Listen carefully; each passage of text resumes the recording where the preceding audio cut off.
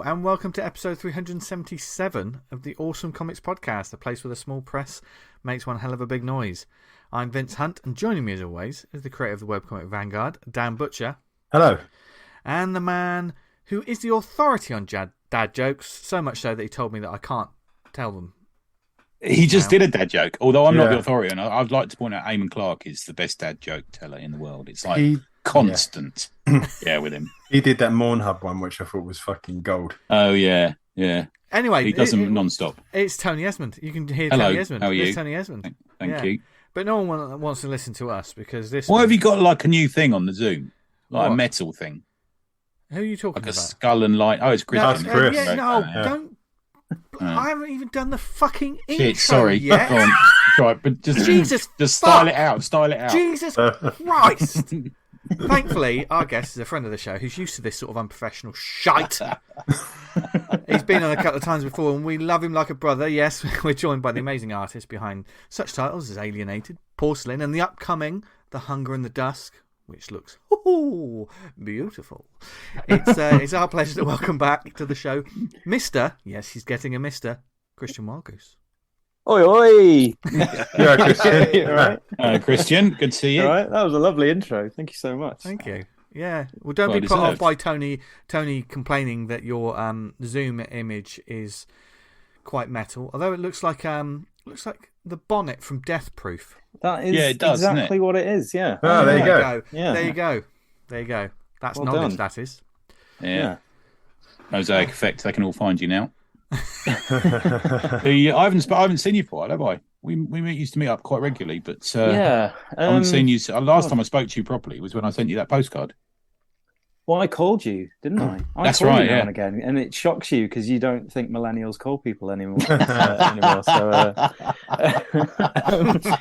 Actually, we did a panel with Chris, didn't we? Was it True Believers? True Believers. Back in the day. Yeah. Oh, right. Jesus, that was ages ago. That was a long time We've ago. had so many experiences, whether it be on the show at a convention or maybe sexual experiences, or we've buried bodies for one another. Who can tell? We'll never tell. Can I just repeat the phone call? Do you mind, Chris, quickly? So Chris rang me just for a chat, and it was during the period when I was sending phony postcards to people in silly names. Yeah. And just in the middle of there was a slight lull in the conversation. I went, Chris, you haven't had any postcards? And there was just sort of silence, threatening silence. And he just went off on one about what a James Hunter was. Because he'd been wondering who, was it Jane and Thelma or so? I can't remember who I wrote the postcard for. Shit. I forgot who I thought it was. I think we thought it was somebody else, and I can't remember who we thought it was. It was Laura. Isn't it a long time since we went out in that van and went to that cheese fair and bought some nice cheese and stuff like this? Yeah, that was it. Yeah, it sounds like a delightful time, to be honest. It was a lovely time. Yeah. You know what else is a lovely time? Reading Comic House. You're goddamn right. And doing these sponsorship ads. That's a lovely time as well. We need more money because for these amazing adverts. We literally never know where this is going to go. But yes, Comic House are our sponsor. And you should check them out because they are very cool. And much like us, they love indie comics. There's a huge selection of titles on the comichouse.com database. You can go on there. If you self-publish as well, you can add your books on there. It's another avenue to get your work out into the world, as well as the digital app. Yes. So many books are digital these days, and if you've got some on your hard drive, you need to get yours on Comic House. I'm making even though this is an audio medium, I'm pointing like I'm looking at a camera. Yeah. Have you got your hat on still? Do you ever do that? Point. Yeah. Are you wearing your hat? I am still wearing my hat. You got the Comic House hat on? I do have the Comic House hat. I can't say it.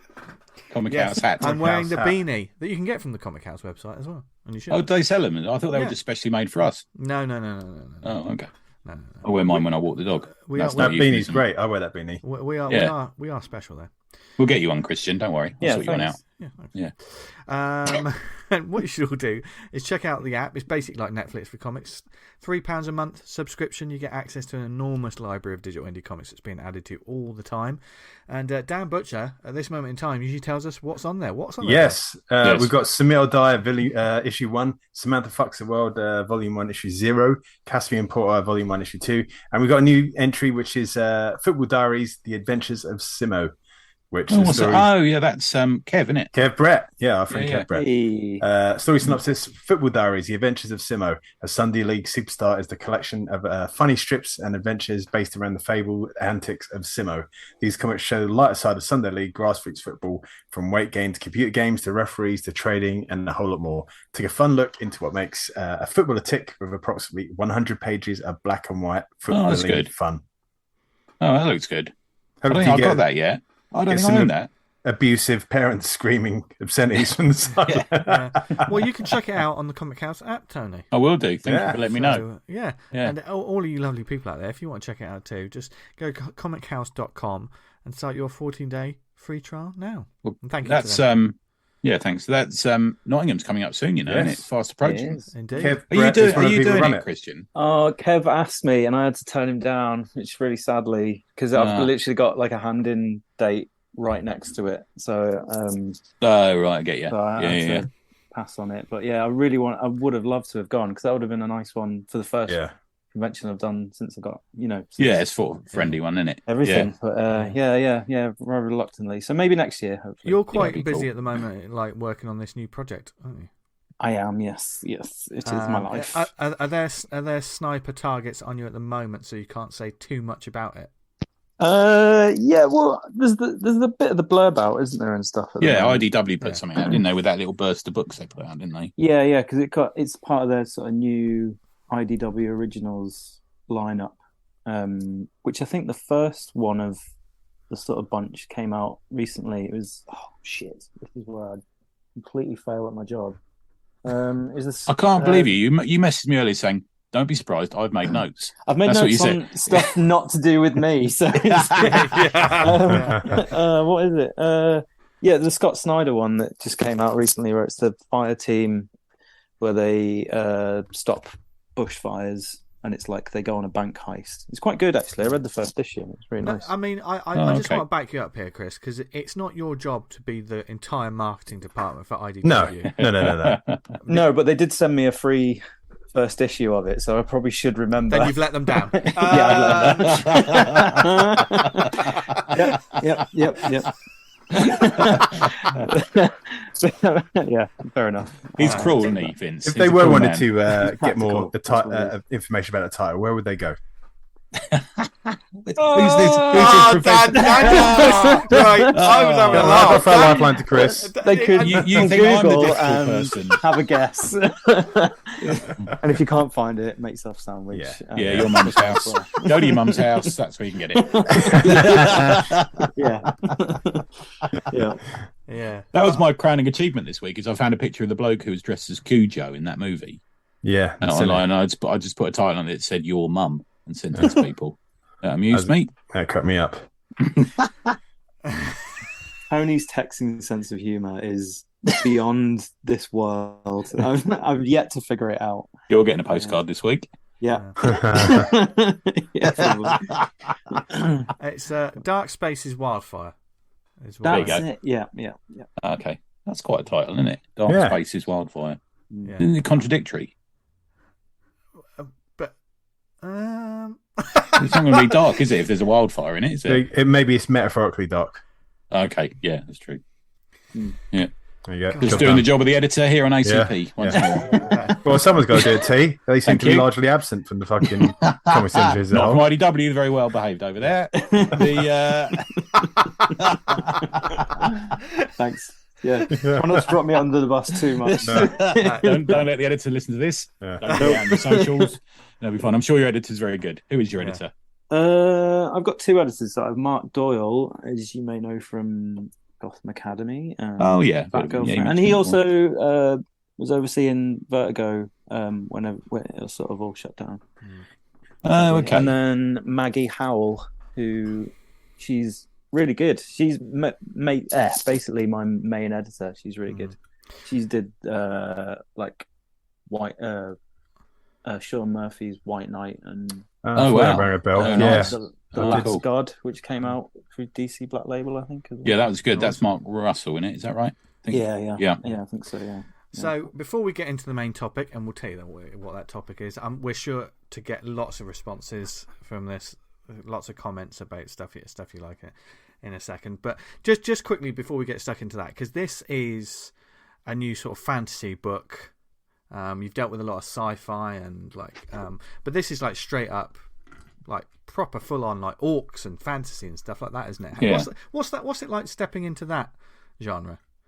It's a dream come true, to be honest. It is, I wanted to do this very book because I kind of had a little bit of a break from drawing comics last year, and then Mark got in touch and said, "Do you want to do any comic stuff? Like we've got because he's freshly taken over IDW, and he was like, "Are you up for doing a comic?" And I was like, "If I am, it's going to be. I wanted it to be like a fantasy thing, completely from the ground up, like nothing. With like it's not based on any other thing." Not tied into any other continuity. So and it hit all. He came back to me with like this sort of outline of a book that they had with Willow, and it's great. It is right up my street. If you like my Porcelain stuff, then it's me doing. Yeah, it's even more fantastical, isn't it, than Porcelain is? Well, it's in a slightly different way, I suppose. Completely different way. Like it's all like we're early in it at the moment, but all the background sort of world building and stuff is all kind of you can put a giant skeleton monster in the background if you want, or forest. Brilliant, man. I think that's That's definitely awesome. Sword, sorcery, and epic fantasy tales. And stuff. Basically, yeah. And you're working with G. Willow Wilson on that, yeah? I am, yeah. How's that been going? It's great. Yeah, she's really nice. She's really nice to work with. I mean, it's kind of typical. You kind of meet the writer at the beginning online, and then just get scripts until you like sort of got something else to share. But we did a lot of like back and forth at the beginning and stuff, and she's very like my kind of perfect writer is somebody that gives you a ton of information to work off, but you can kind of play with it as well.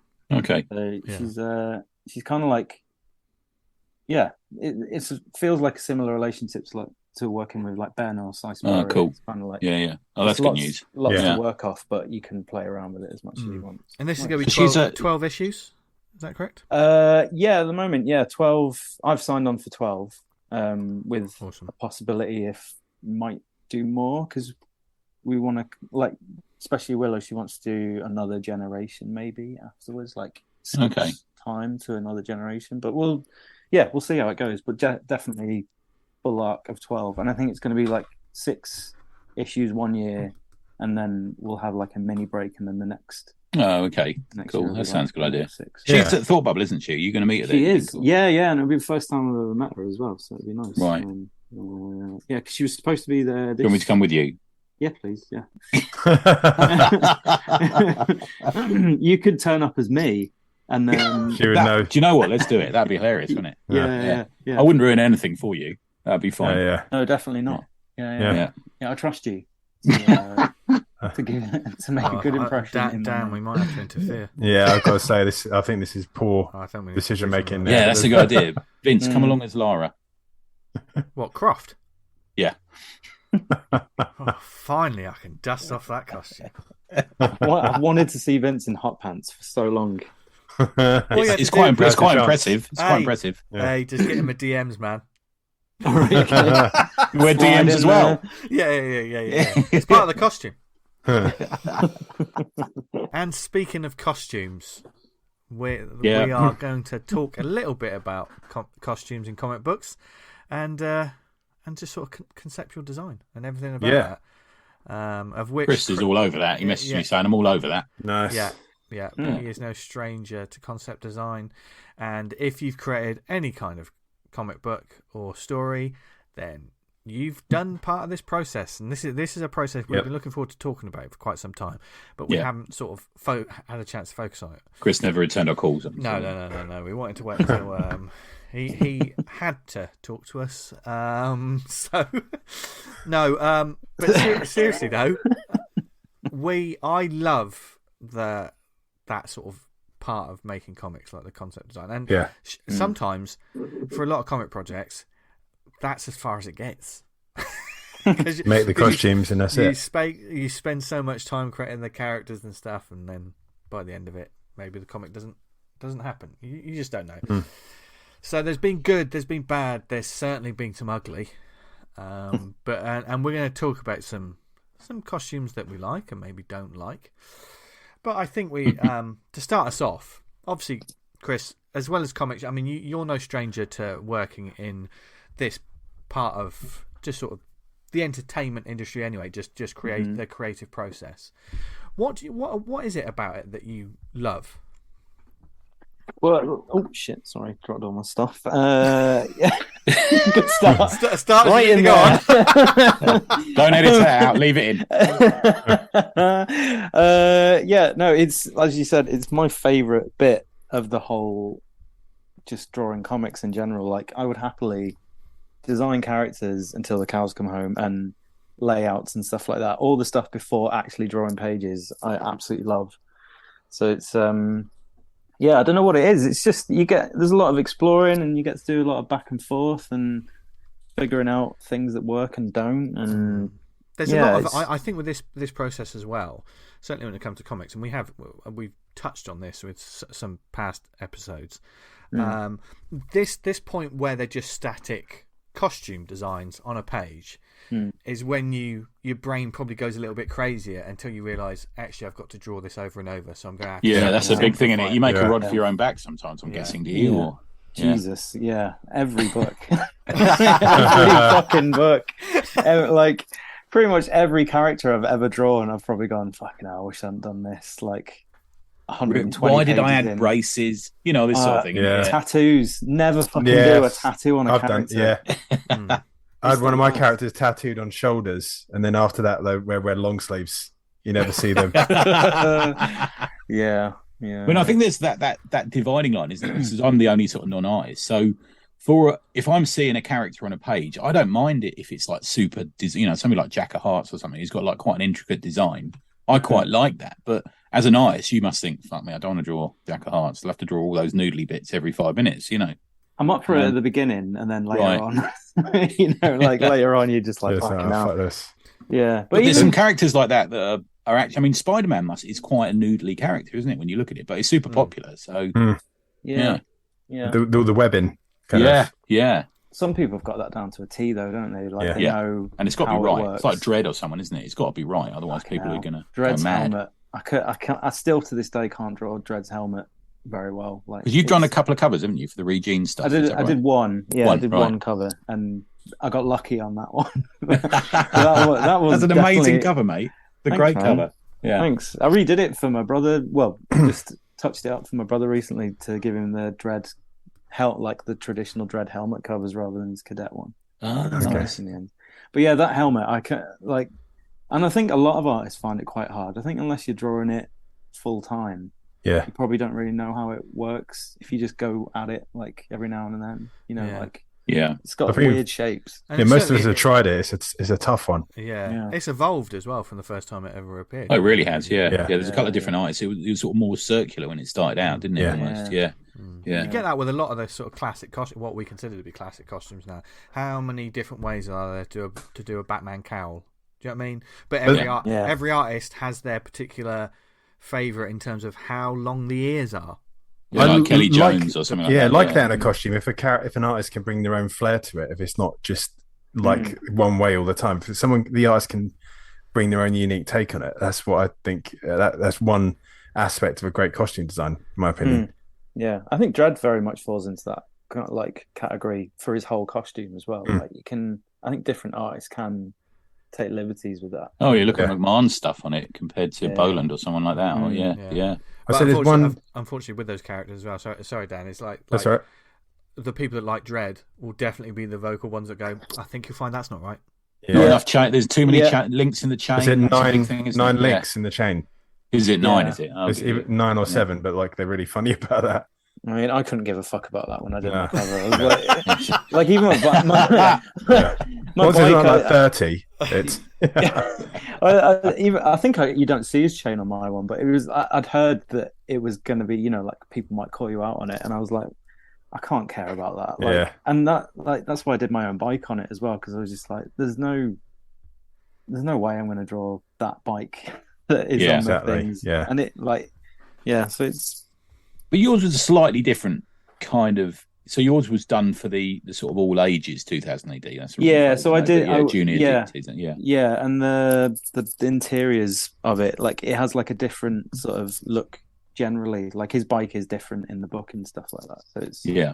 There was room to like go for a different one anyway. But I just those regened things. I know the idea of 2000 AD doing them apparently is that it's not to get a new audience. It's so that the dads who are reading it will give it to their kids. Oh yeah, which is quite an interesting. Yeah, approach. That's interesting. Trying as a tool to get the kids indoctrinated into 2000 AD. Yeah. One story I've heard of character design and the creator getting sick of it is Akira Toriyama with one of the Dragon Ball characters. Have you ever heard this one with the Cell character? There's a character called Cell, and he's kind of like essentially like an insect kind of guy, all in green, and he's got these little dots over him. And I know the one. Yeah, I know what you mean. Yeah. Drawn by the guy, like he took reference every time, so all the dots are all the same. And one of the things with Dragon Ball characters, they always come back. They get like reincarnated using the Dragon Balls, and they come back. That villain, he said, will never come back because he never wants to draw him again. And that's like a deciding factor. Like that character, it's a bit different nowadays when you got the animation because they can obviously 3D model it and they're in the same place all the time. But he said he was never doing it again. So fair play. Did you want to talk us through maybe a design project? Are you able to talk about that, Chris? Where you've got a script and then the process of designing it and going backwards and forwards. Are you sort of in service? Or not? It's the wrong phrase. Are you sort of in contact most with the writer or the editor, or how would it work on, say, for example, the IDW project? So IDW is very much. It's actually been the easiest one I've ever had with this because, like, literally, pretty much. I think apart from the main orc girl, which you might have seen in the promo images that have come out, she's only on her second design, whereas every other character has been their first design, which is that's really unusual. That I've never had that, and I don't know whether it's they're just like fuck it, who cares? Or like it might be that you're just it's your fifth comic or fifth comic series or sixth comic, whatever it's going to be, and you're sort of nailing it now, and you're kind of getting that a bit, I doubt it. My confidence is nowhere near there. I'm sure it's not, man. I'm sure it's great.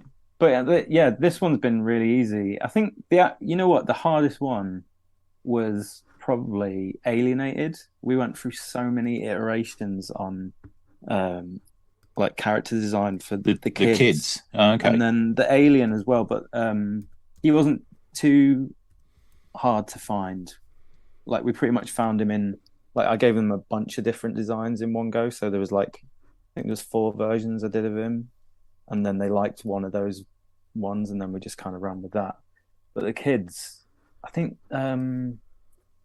which kid was it? The name of them now. God, it's been so long.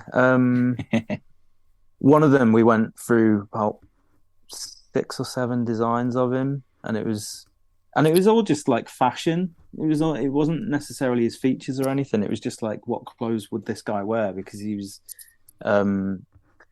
like a guy who was like hiding his inner sexuality a bit, but he was very flamboyant. So it's kind of like there's a duality there, isn't there? So it's kind of like play on, and he had like a Muslim background and stuff, and it was just like hitting a sort of nice balance of like not too much on some things and stuff like that.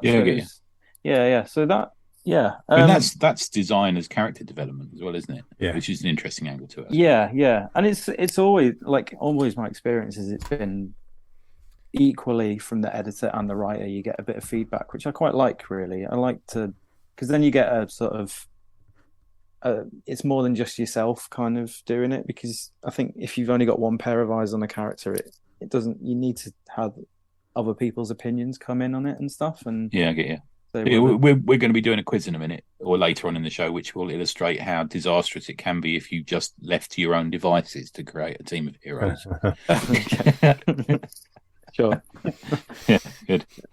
So is that how it worked with Ben when you were working on Porcelain, dude? It was kind of an early book for you, wasn't it? Early. Yeah. All of them really. We it was very much back and forth on every character. Like Ben likes to sort of throw in his sort of opinions on it as much as me putting in the artwork and stuff, which I think worked very well. I think the main thing we struggled with on the first Porcelain was those two dogs, Gog and Magog.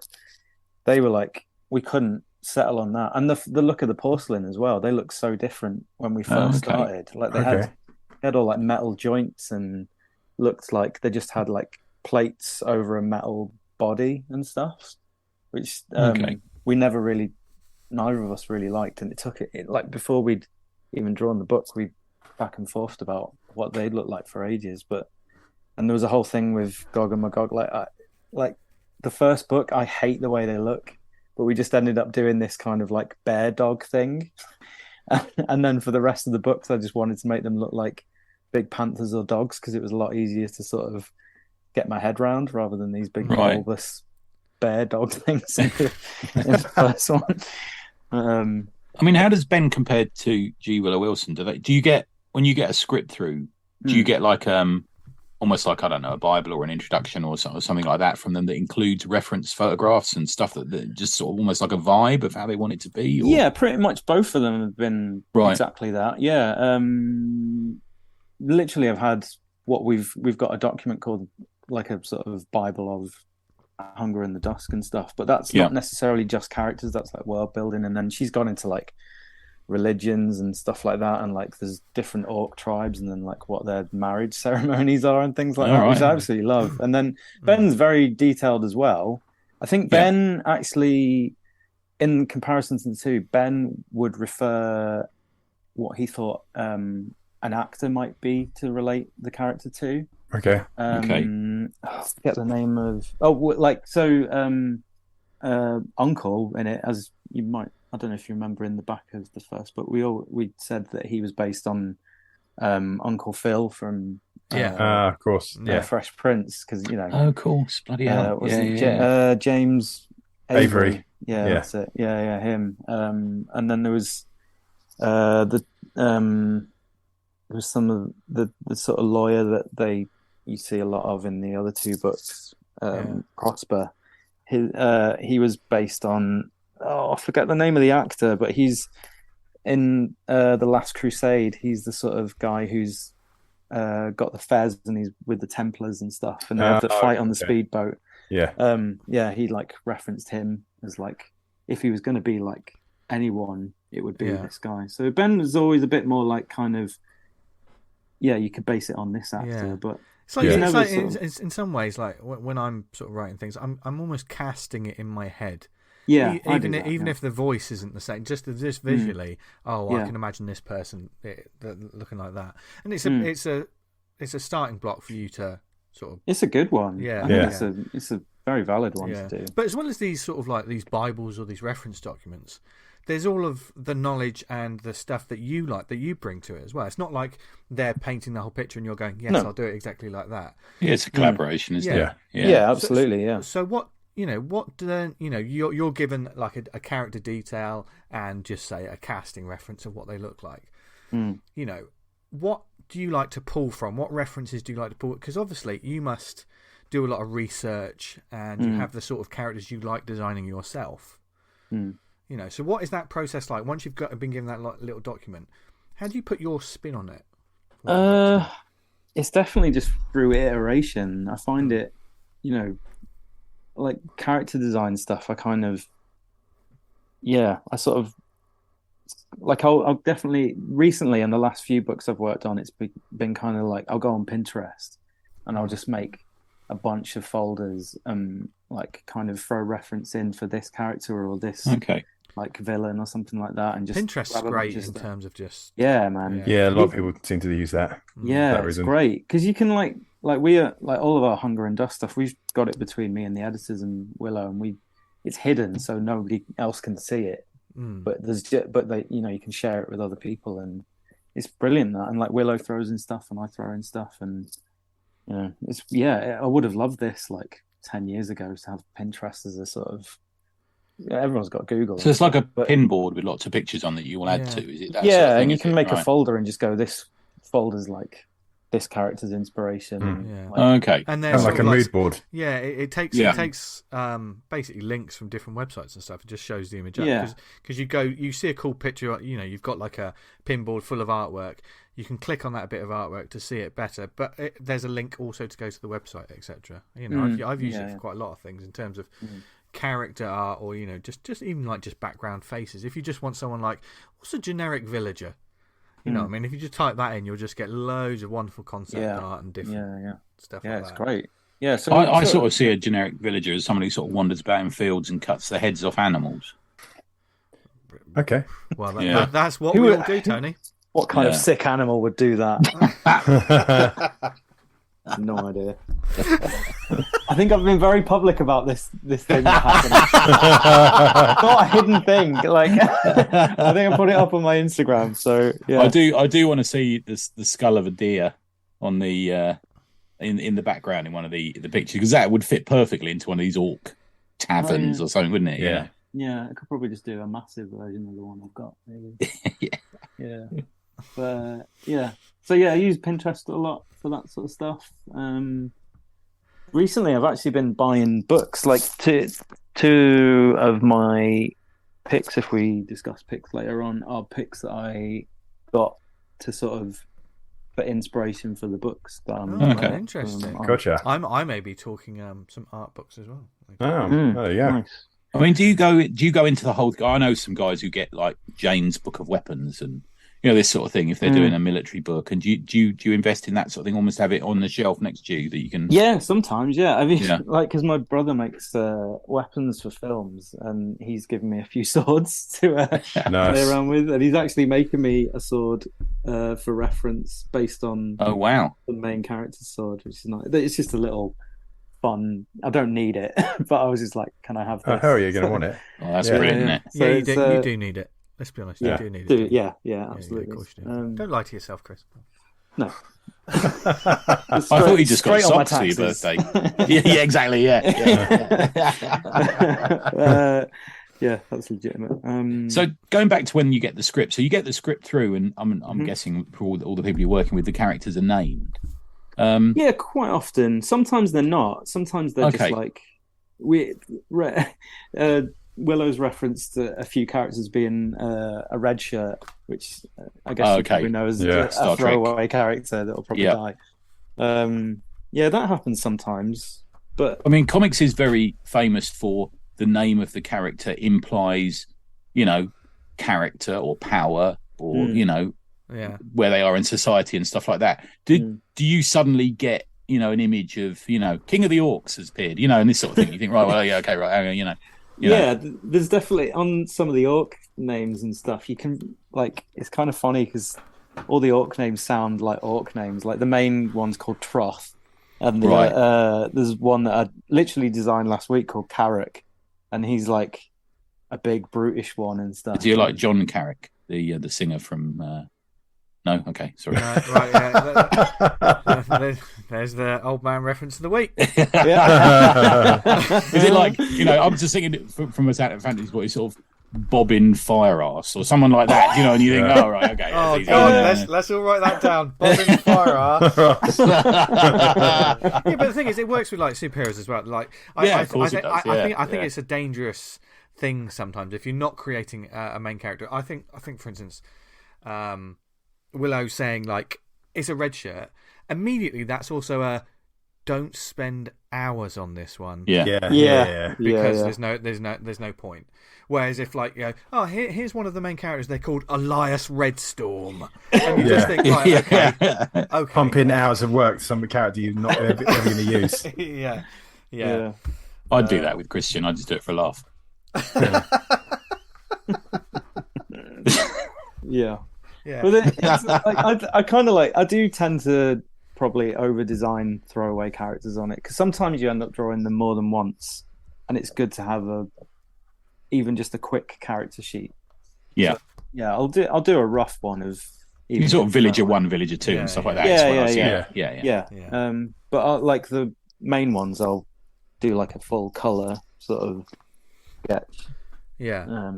From different angles and stuff like that. I mean, I'm a sucker for all of that stuff when it comes to like the back matter of books and stuff, and seeing how characters change, and whether it be comics or movie art books, and where you see all this stuff like, this is amazing. I didn't see a single bit of this in the I know. I'm always so gutted when we don't, like, if I work on a book and there's no like character sketches in the back. I think that happened with all of my DC stuff.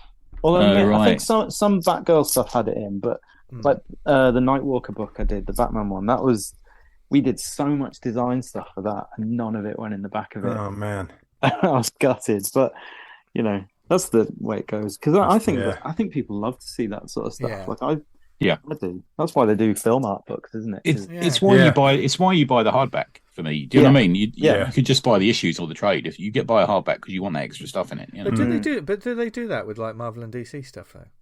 Not really. No, they do occasionally. Sometimes they do, because I remember seeing some Sarah Pichelli stuff for Ultimate Spider-Man, like when she did initial Miles Morales stuff. But I can't think of other books. Yeah, done it. I think the Batgirl one would be due it, because that was quite a groundbreaking series from the sort of the new designed costume, and there was a lot of talk about the characters in it and stuff like that, wasn't there? Oh, that was a revolution. Who was it who did the Batgirl? It was Cameron Stewart and Batgirl. That's it. Cameron Stewart, because he had that famous cover, didn't he, with the selfie thing? Yeah. But that was one of the last, like, for me, like major, like moments, character concept moments, because it felt like that hit, and it was just like a wave that just washed over the industry. That it was like you were seeing fan art of Batgirl everywhere. You were seeing people dressing up as Batgirl everywhere. I think sometimes, because you guys, but whenever I write a character, I write this sort of, with the thing I did with you, Dan, I wrote like a sort of, a page and a half of what the person was about beforehand. And I was chatting to Rachel Ball the other day, and she was saying, why don't you publish the stuff? Because I got a bit carried away with her character and wrote like a long essay about it. She says, well, why don't you publish that? And I'm thinking, I don't really want that part of her background out there. That was for you, almost. It's a weird one, isn't it? So you know it as an artist. Yeah. Strange one. All right. Here's a question before we get into like the ups and downs of this. In terms of like the superhero world and like or the big two or whatever, there are many characters who have had a bazillion costume designs. What is the one character that you just don't want to see another take on that character? Do you know what I mean? There are some that are just sort of like, there's too many. It doesn't mean anything anymore. If that makes it, that sounds really depressing when I put it like that. But I mean, for instance, for me, and I know there's always going to be, it's an endless opportunity to redesign this character. But a Spider-Man costume, we've had so many of them. Yes, totally. Where are we now with the Spider-Man costume? I know we've got some good like site. There's the Venom and there's the. I mean, it used to be. It was just a tweak, wasn't it? There was just a tweak to the amount of webbing under the arms and this sort of thing. And then they went off on one, didn't they? And then they had armor and all sorts of things going on, didn't they? And it adds more, for instance, when you have like the video games. Because the video games has all the different costumes, you can try all the different costumes, and then they create new costumes to be in these games, which is great when you're playing the game and you can be whoever you want. And it's got to be part of the revenue income, to keep changing these, to give them that extra skin. You create a Spider-Man costume for Marvel. That's a Funko. Bam. Yeah, just like that, and it goes into whatever video game they're in as an alternative and stuff like that, isn't it? Yeah. Totally. But because of that, and I feel the same with Batman. These are the two for me, because I'm kind of like, there's been a million. I always retreat to the version that I like the original Spider-Man. And for me, it's the Batman with the yellow symbol. But that's by the by. Yeah, I actually think Batman has been fairly static for a while. There's not been.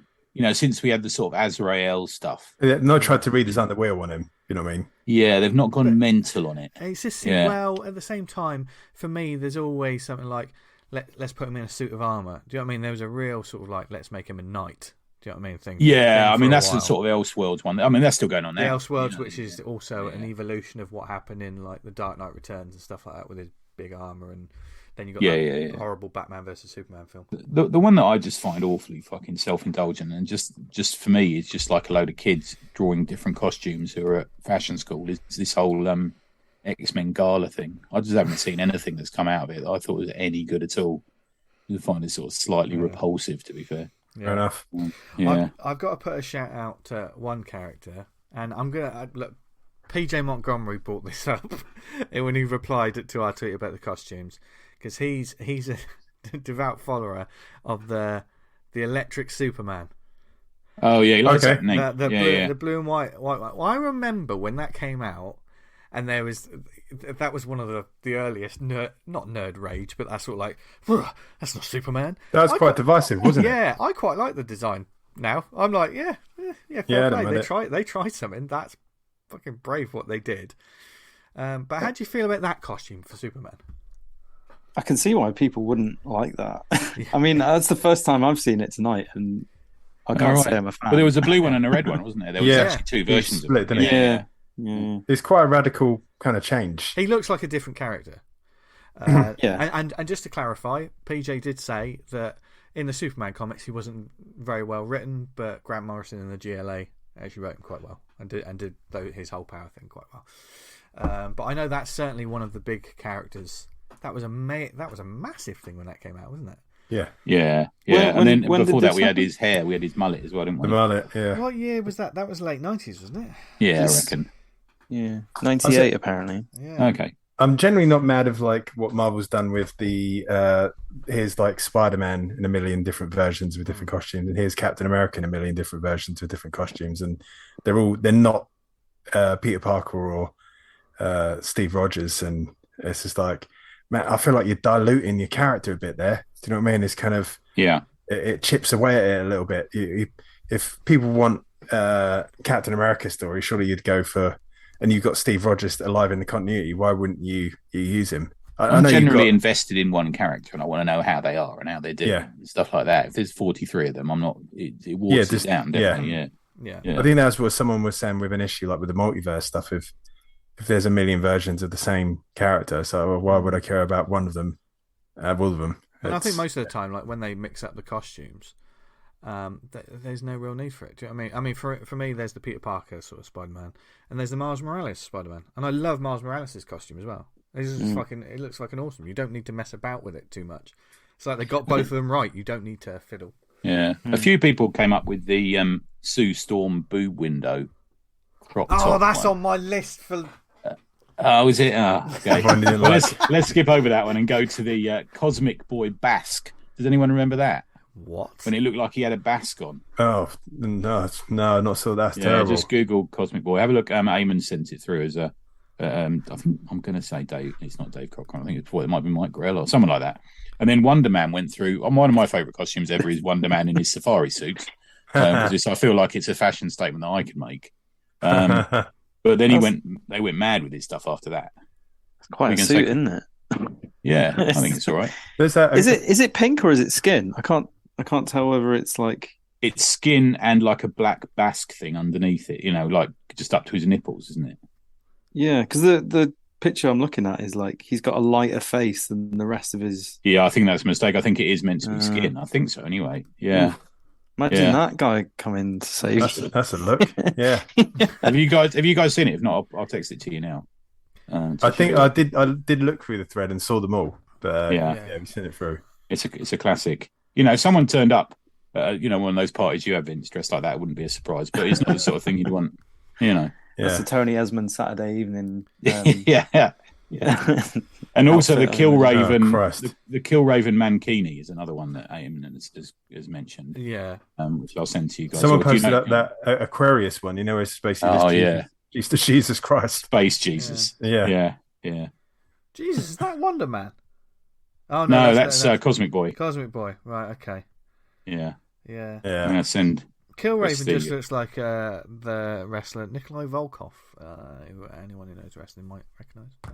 I'm totally fine with Kill Raven's costume because that's the book, isn't it? That's the setting. Not if you were wearing it, Dan. But, no, God, but like what an image! Those two stars are like explosive throwing stars as well. That's cool, isn't it? It's the same with like what a Atomic Kirk would wear. Do you know what I mean? What kind of what would you give to Adam on that? Like saying, how did he just went off and did quite a lot? Well, I was using a Polaroid camera for that one, so a lot of strutting about in the garden, that sort of thing. Like big, like the deep lunges. Deep lunges with just a banana tucked down my pants. Yeah. In front of the office. No need for the banana from what you've told me, Tony. Hey. What else can we get through? We got loads in? Come on, what else can we get through? Characters. You're right, Wondar the Aquarian. Yeah, that's a good one. I think you're right around that one. Yeah. Robert Hardingham said Johnny Alpha is one of the best costumes for him. That's a good one. Yeah, I do like Johnny Alpha. That's another one. Must be really complicated to draw and easy to get wrong. Man, that fucking helmet of his is a nightmare. Yeah. But it's also quite revolutionary. I think a lot of people sort of stole that idea, especially like the puffy side bits. It's hard to explain it, isn't it? It's almost like a proto-image comic kind of dress, isn't it? Almost. Prophet, totally nicked that. Yeah. But he just has it sitting on his face without none of the helmet behind it. Yeah. So I never really understood what that was. Yeah. Stuart said Carl Rayner as Green Lantern. That's a funny one. I remember that coming out and everyone going, "What's all that about?" But I kind of like that sort of mask. Actually, really like that. It works as a mask, doesn't it? Yeah, unlike the rest of the Green Lantern masks. He did also mention the Azrael and Batman, Superman, Spider-Man 2099, which is a fucking great. I really like that costume. Yeah, another one not easy to draw. I'm imagining. No. Yeah. Have you done any of these as commissions or anything, Chris? I've not actually. No. No, none of them. No. Okay. I'd love to do an Azrael one. I think that'd be. I think that's great. What's that video game movie thing that you like? Did you work on it? Video game movie. Are you talking Knights Templar? Oh, Assassin's Creed. Yeah, there's a bit of that in there somewhere, isn't there? Yeah, I can see it in the hood. Yeah, for sure. And the wrist blades, they're a bit smaller. But, they're quite big wrist blades, there, aren't they? Jesus. That's Joe Quesada, isn't it? He did that one. Yeah. I actually really like that character. He's back at the moment. He's back now. Is it Joe Quesada who designed that? I'm pretty sure he did the costume. Maybe. Because it definitely feels sort of reminiscent to... Remember Ash, the character he... Yeah, it does. Yeah, this is the later version of it, but it was slightly different to start with. But yeah. He's back, got his own series again now. Didn't it start off in a miniseries, like sort of Azrael? Yeah, that's right. Yeah. Yeah. And I like Damien sent one in Grimjack, who I'm a massive fan of. He says, Grimjack, some cool elements to design, but bloody hell, he looks like he's run through a charity shop. I can't place that bloody costume. True. Yeah. I'm going to send it to you again. It's a crack. Yes, Tim Truman is, just brilliant at that stuff. But, that's such well put, Damien. Yeah. I'm sending it to you now, Christian. Yeah. He looks like a character from Highlander too, doesn't he? Like, He does, yeah.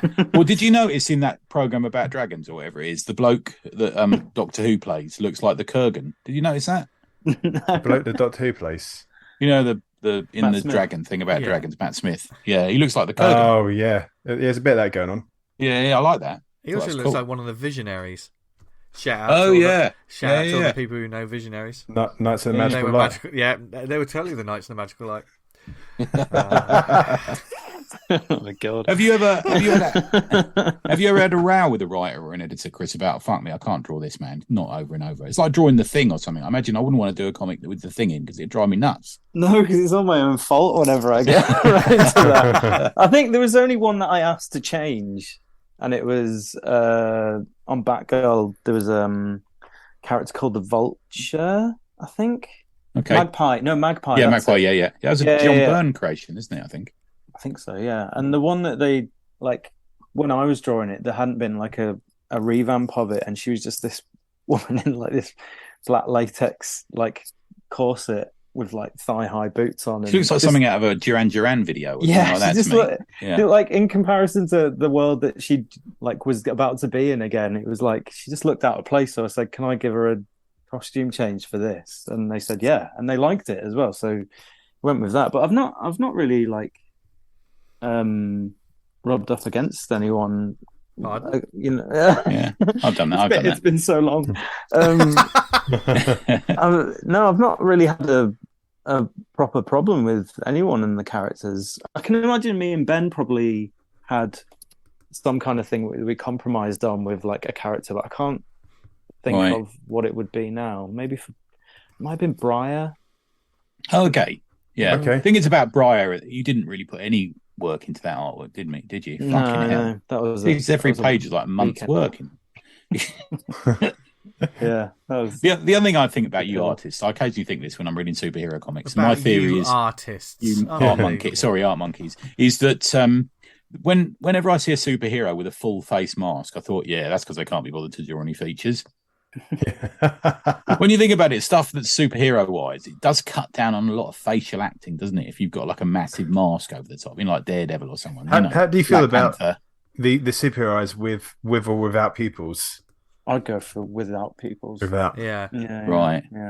Yeah. I think did I do? No, I didn't get to do that with Batgirl because she's got the big.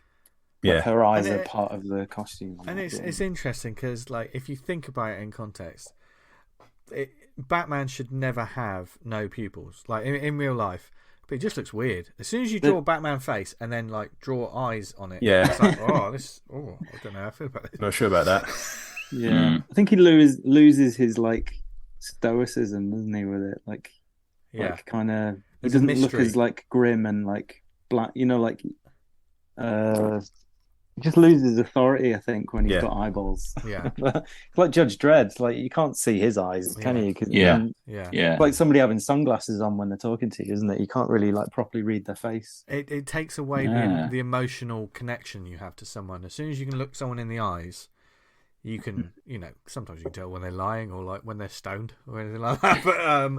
But when you have a character that you don't know what's going on in their head. They just look like they're. And next time I come around your house, Christian, I'm going to wear sunglasses for the whole time. I'll wear them right back. So, kind of the character bio and sort of backstory, it essentially informs what the design's going to be. Do you know what I mean? I think so. Yeah. So, like, if one of the characters I'm going to bring up about like the poor costume design, it seems like the idea and the backstory of what the character's about is that's just gone by and thrown out the window, and they've decided to go with what's popular at the moment, and it doesn't work for that reason. Do you have to think about the fashions of things? I suppose you do when you're drawing sort of more civilian clothes, but.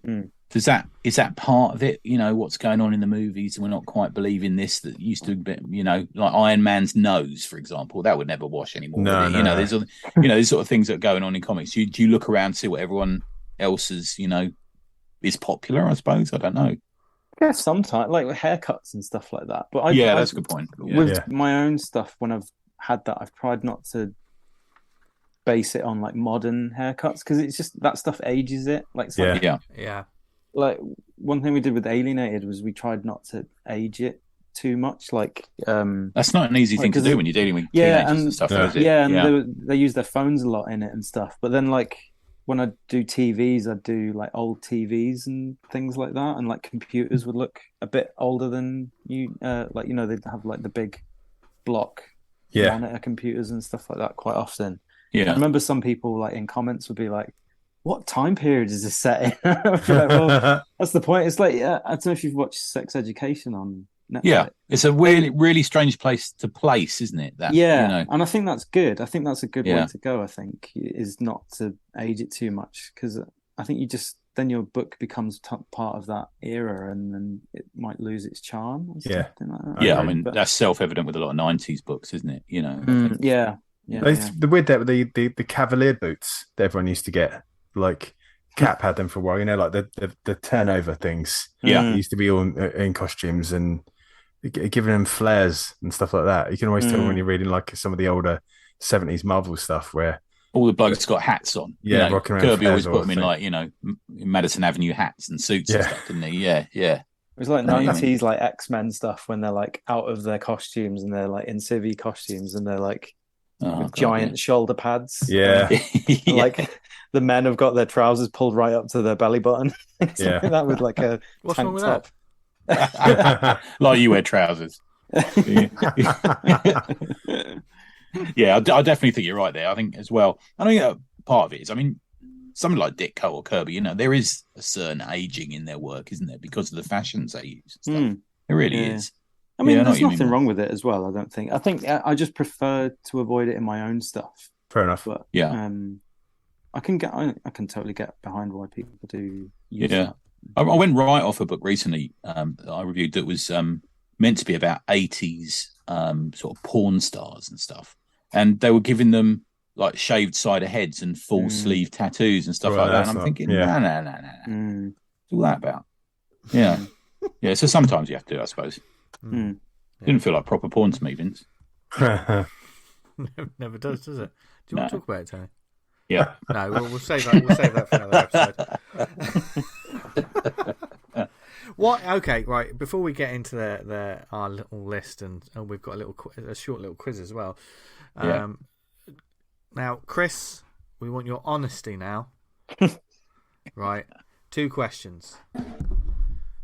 What's your favourite thing to draw on a costume? Oh, favourite thing to draw? Yeah, could be a cod piece. Could be jackets. Could be masks, helmets, gloves. What particular part of a costume do you enjoy? Like masks. Yeah. Recently, it's been on the Hunger and the Dusk. It's been armor. I've been liking drawing. Oh wow, designing different armor. Are you doing a lot of research into that, dude? You? Yeah, like because we've done. So the orcs are supposed to be sort of slightly Mongolian-ish. Okay.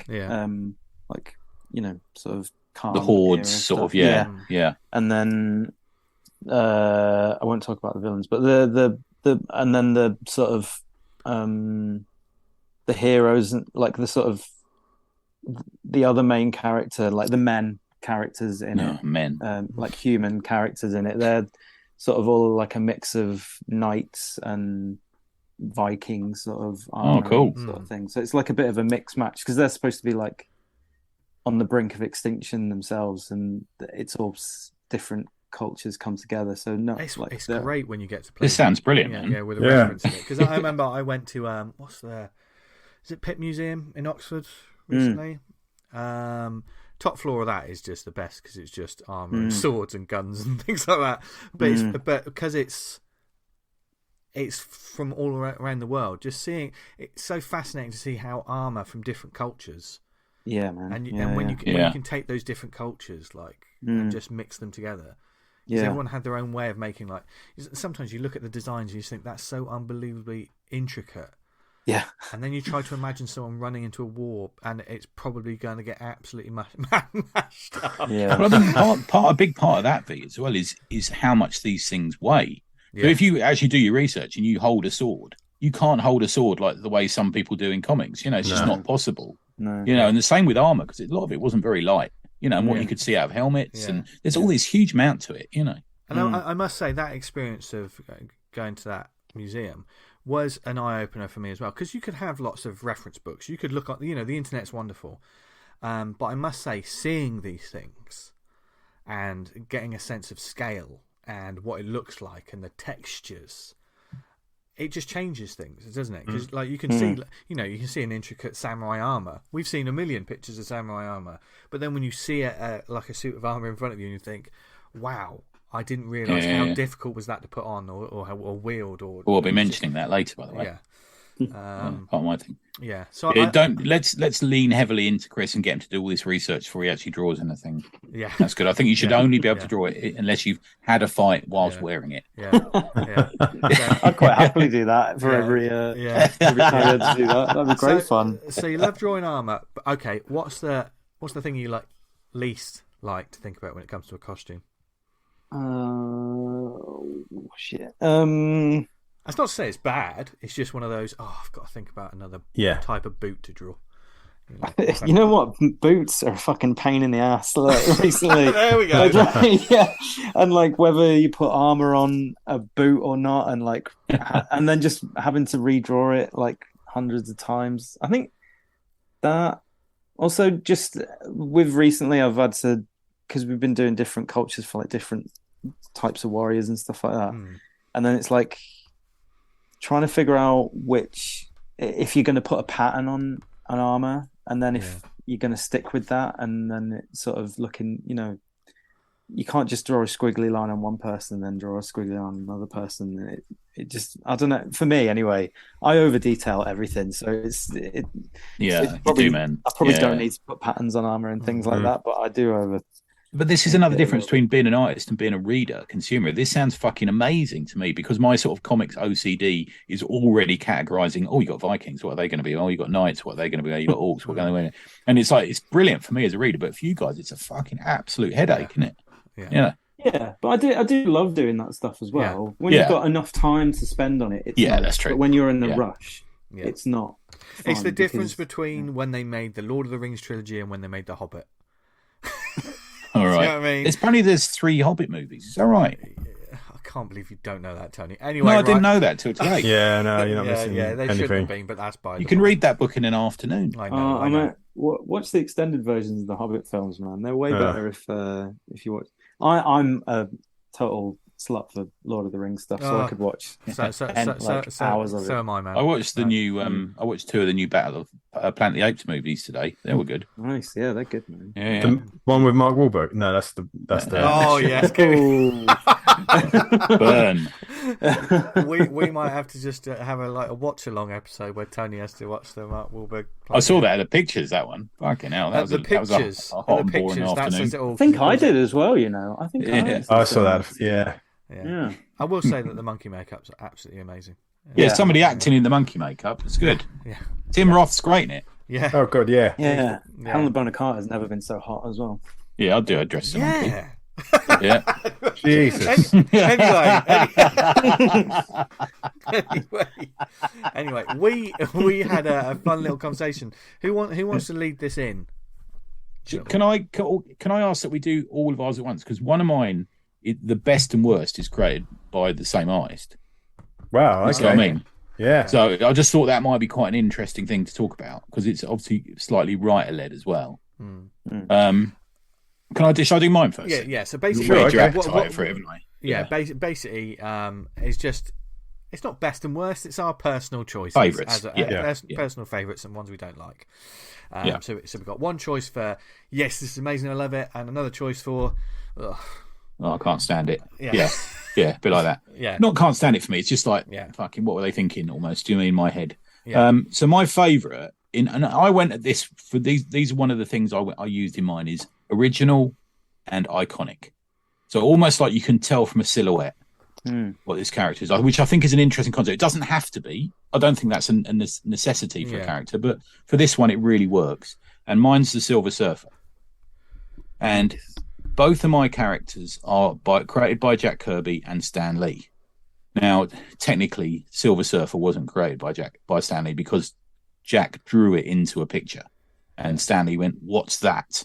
and sort of leaped on it, And I just really like it. And it was brought. I was thinking out about this all this morning, thinking, "Who am I going to say for the photo?" And then I went back and saw that Sean Phillips poster for the Lakes this year, which is the Silver Surfer going across like low. Oh yeah, that's great. Yeah, and it's such from a distance, but it's just him, And I love the simplicity of that. So there's almost like I don't know, almost like a religious something about it. Although he's riding a surfboard, he's almost like this sort of messianic character in a way, isn't he? This sort of tragic, sort of quasi-religious. He's basically attached to a god as an angel thing going on, isn't there?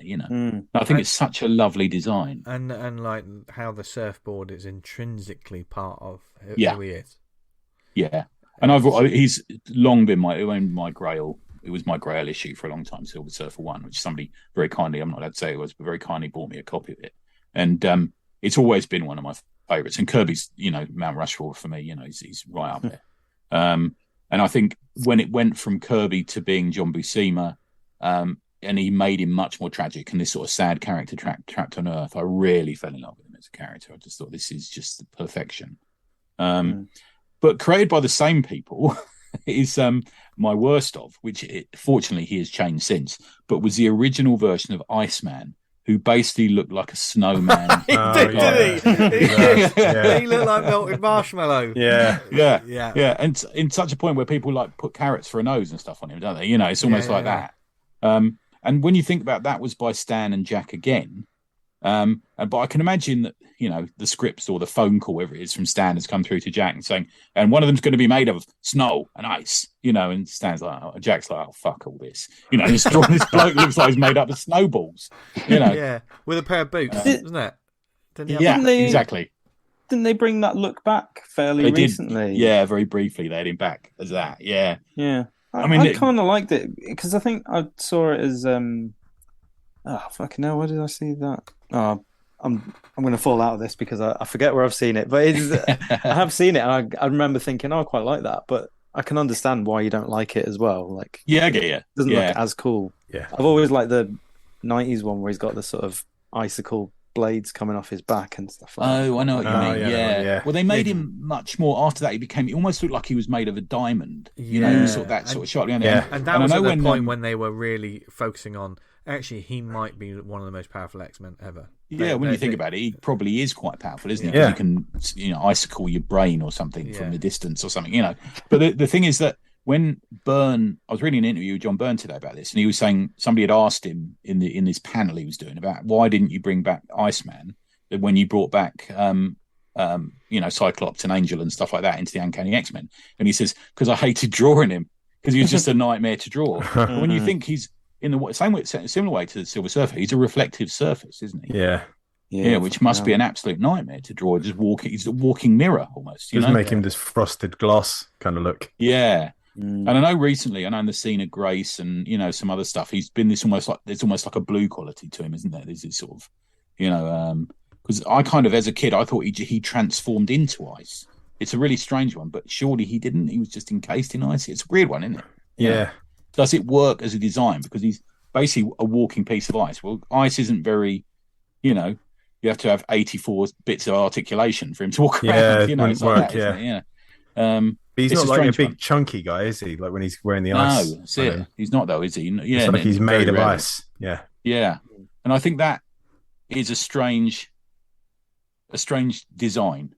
I think what Stan in my head as a kid imagining this was, well, we've got the Human Torch who's made out of fire. Let's have one who's made out of ice. It's almost like that, where fire is much more sort of malleable and mobile and easy to show.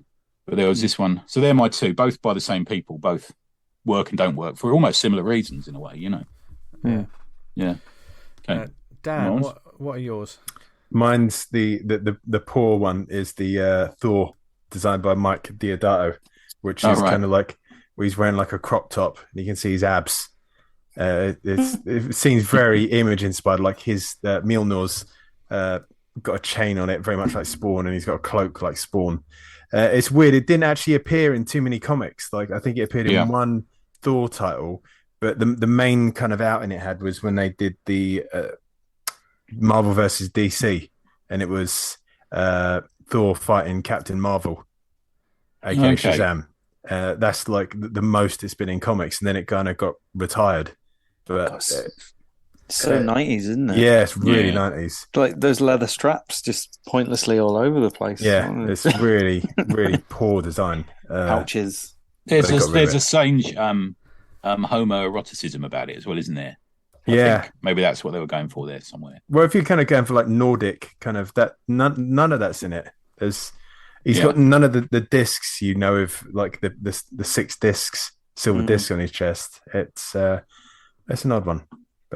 My choice for kind of one I think stands out. I try not to go too much to the classics because some of them are absolutely timeless. But I went for Nightwing by Brian Stilfreeze.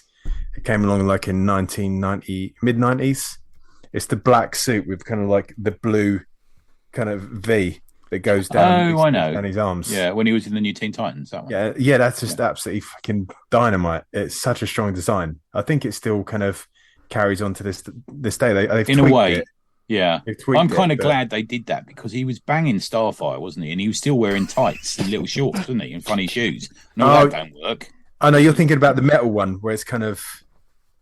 This one's a little bit later. It's where it's all black and he's literally got the blue kind of. It's like a big V on his chest, and they run down his forearms. Oh yeah, you never see him from the front though, do you? Because they always show his bum on covers. Yeah, there is a bit of that nowadays. But I think that's such a nice, clean costume design that I really like it.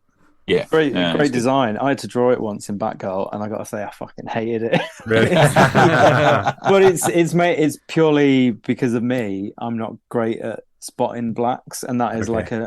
That's you've the got to spot know, blacks, you've the got to uniform. know, yeah, you got to know your muscles, Yeah. and then you've got to know where to put shadow well on that character. Mm. Like when it's Yeah, like there's a lot of heavy shadow on that with just little bits of blue, isn't there, to show the It is outline? a great design. Like it's nice, isn't it? I think they add a bit of color onto that because he's only got that splash of color on his shoulders and arms, and then obviously the face. But they've added like blue tips on his shoes just to kind of give it a bit of to movement within space and stuff. Yeah. If you have like, because obviously the character's going to be in shadow a lot, you have black legs on a background. You might, he's a great character, though, man. He's rocking DC. Got to tell you, yeah, nice costume, really good. Yeah. My picks. Firstly, for the one that I like. Now there's two. Actually, I'm going to double up quickly because one of them I've talked about a couple of times on the show. Captain Britain by Alan Davis. That costume is one of my favourite costumes ever. Yeah. Absolutely love it. Just before we got on the show, you looked this up, didn't you? You made the mistake of looking it up. I saw an article of Captain Britain's 10 best costumes in the comics ranked, and that was a shit article. Firstly, it's not a very good article, and that costume came fourth. Fuck that noise! Right, where did my favourite costume come? 10th. Fuck them. Not only that. This will get you, Tony. Right, it came below. Do you remember when Captain Britain was turned into Britannic? Do you remember that? I can't remember that. He had the dark red bodysuit with blue detailing. Look up Britannic from Marvel Comics, and it'll upset even the you. one where he's just in with a t-shirt and combat trousers on, beat the fucking original fucking fuck all that. Yeah. Anyway, I love that. That's wonderful. Another one I'm gonna just give a shout out because I think it's iconic. Doctor Doom. Yeah, I think basically, man, I think Lucas owes Stan and Jack a few quid because that's basically Darth Vader. Yeah, and you think that he's takes his mask off, he's disfigured underneath, this sort of thing. Yeah. And I know certainly many artists have done their own spin on it, but most of the time it's fairly standard, isn't fairly it? Standard. Fairly, yeah. I know sometimes they play about with the mask. I quite like it when the mask. Some people try to do a mask as if there's emotion to it, but I like the Man in the Iron Mask kind of. His eyes are the only thing. Just the intensity of the eyes and that sort of square mouth. I like that. When you think that he's a dude who's like a magician and like a super genius, he could make an Iron Man armor, couldn't he? But he doesn't. He just goes with that. Yeah. It looks like a knight and a sorcerer in one person, and I think that's why that works so well. Plus the whole, just the green cloak and the green hood with those big gold. They're not buckles. The big circles he's got at the top. Just keeping the cape on. It's just an absolute classic.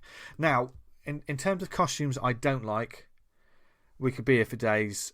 Special mention to Sue Storm's number 4 boob window. Pour one out for the 90s, baby. And we could mention probably any female costume from the 90s because a lot of them weren't great.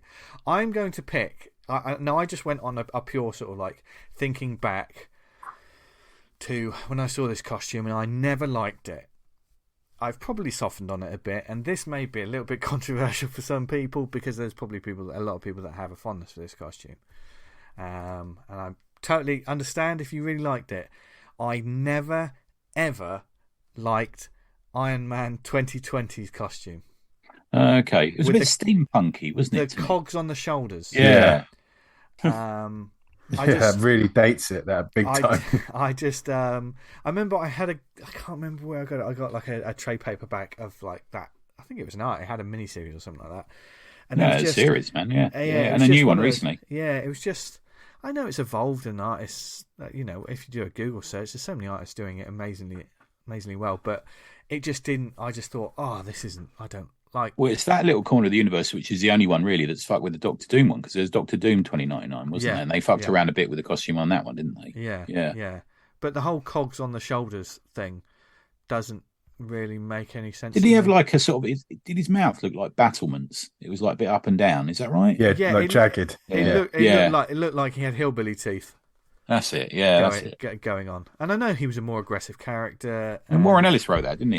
It's actually a well-written series. Yeah. But that just did nothing for me. But I'm sure there's some people going, "Oh, I quite like that costume." Fair enough if you like it. Yeah. You're wrong, but good luck to you. But everyone has an opinion, and yours is wrong. Now let's go to our expert. The expert. Let's go to the expert. So my one I really like is you know what? Since we've been chatting, I want to do like a little special mention because I've only just realised. That's fine, man. Yeah, of course. Yeah. 90s women superhero Rogue X-Men outfit, the green and yellow with the army jacket over the top. Is that with a headband? Did she have a headband in that one? Yeah, she's got big ass hair as well. And the belt was kind of loose, didn't it? It was sort of like an angle. Yeah, that's a wicked design. But so that was extra tease because you couldn't touch her, could you? You know what I mean? That's part of the thing, isn't it? You do know she's not real, don't you, Tony? Anyway, no. But my main pick was actually going to be V from V for Vendetta. Good shout. Yeah, I think that's like, but I think that's sort of, I'm thinking like before it became what it is now, because since the film and Anonymous taking it over and stuff, basically. I think before that, even then, it's just a great, simple design, and he just looks so good in silhouette. And you just see that little white face. Yeah, it's very sinister, and it's almost like Joker-esque in a way, and almost like a British Joker-esque thing, trickster thing. Yeah, no, it's really good, man. Yeah, and particularly good for black and white as well. Yeah, man. Yeah. So that was the one I love, and then one I don't like was it might sound like this is a personal dig, but it's not. But it's Sean Murphy's Batgirl from 2018. I don't know if you've seen that one.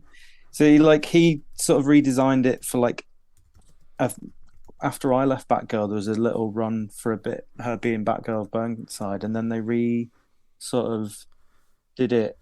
They gave her she'd made her new costume finally, and it was John Murphy did it, and it was like went back to a sort of 70s and 80s sort of blue and yellow. Yeah, I'm looking at it now, man. Yeah, I remember. But the main thing I don't like about it, I think it's got some good bits on it, but the main thing I didn't like about it, and I love Sean Murphy's character design stuff. I think he usually knocks it out of the park, but this one, I think they did the thing where they put too many bat symbols on it. Like, I agree. With the boots and I love the backpack. I quite like that. Like where it's like her symbol is the sort of front of the backpack strap. Yeah, that's a great idea. Yeah. But the cowl, I didn't like what he did with the cowl, because I thought they nailed it with the sort of whole head thing that they'd given her on Burnside. Yeah. But then he takes it back to this sort of domino mask with just the ears poking out. I don't really like that. Yeah. But there's good bits on it. But I just think that was a weird sort of just making it too bat symbol-y. Yeah. Yeah, there's a lot there. There's a lot going on as well, isn't there? Yeah. If you're flying through the air and stuff like that, sometimes it's easier. Plus, she's a creature of the night. Yeah. I also I don't have any history with Batgirl. I only go on the just a rumor. Yeah. That's what we like to tell the public. But for me, visually, I think that design's strongest when she has a cowl. When she's got like the head part. Yeah. Because I think, especially if she's got an alter ego, that mask is almost essentially pointless. And I know it's comic books and where you suspend disbelief, etc. Clark Kent, blah blah blah blah blah. But it's almost, I just look at that character and I almost see the alter ego rather than than Batgirl. When you say about like the bat symbols, kind of like there's a certain practicality I see with the Batman characters, and like, would they really be bothered of having 5-6 bat symbols all in their costumes? Yeah.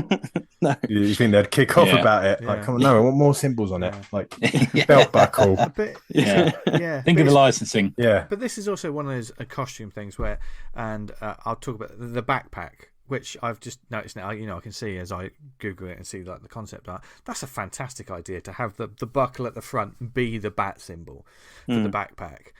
And I know a couple of issues later, when an artist just draws it, it just becomes part of a Lycra suit.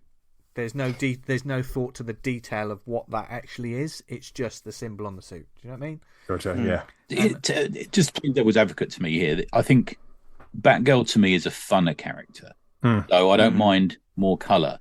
But if you go to the other, is it Cassandra Cain? Is that the other one?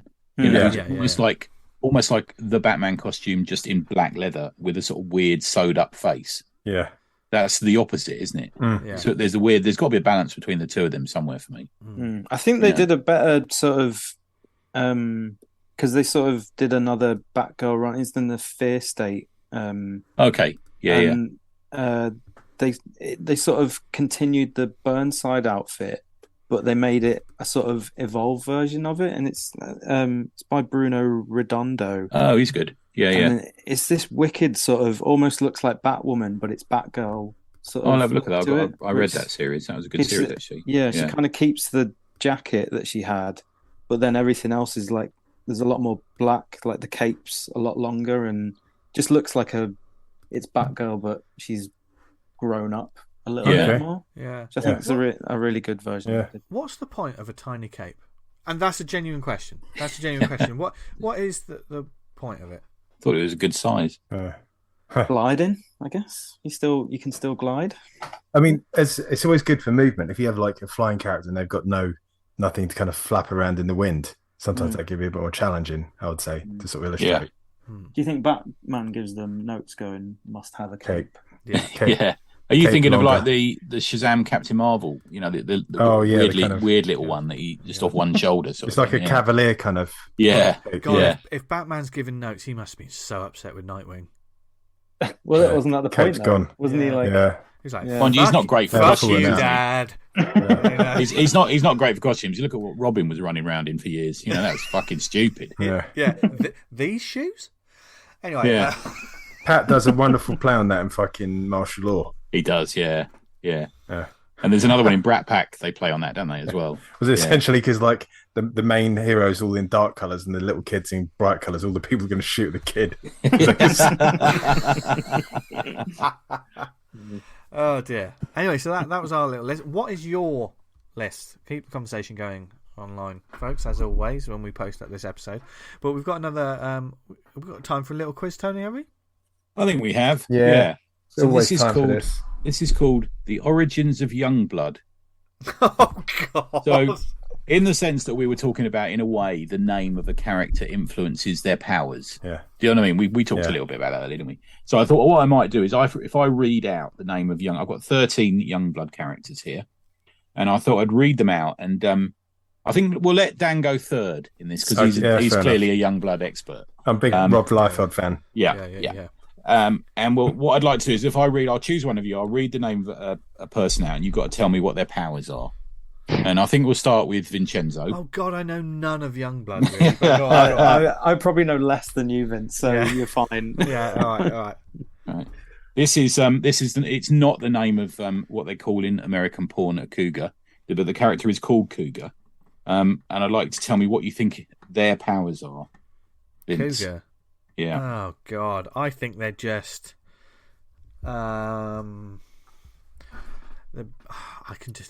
can't picture them, but I imagine it's just going to be. It's a male character, yes. I think so. I think that's right. Yeah. It is. Yeah.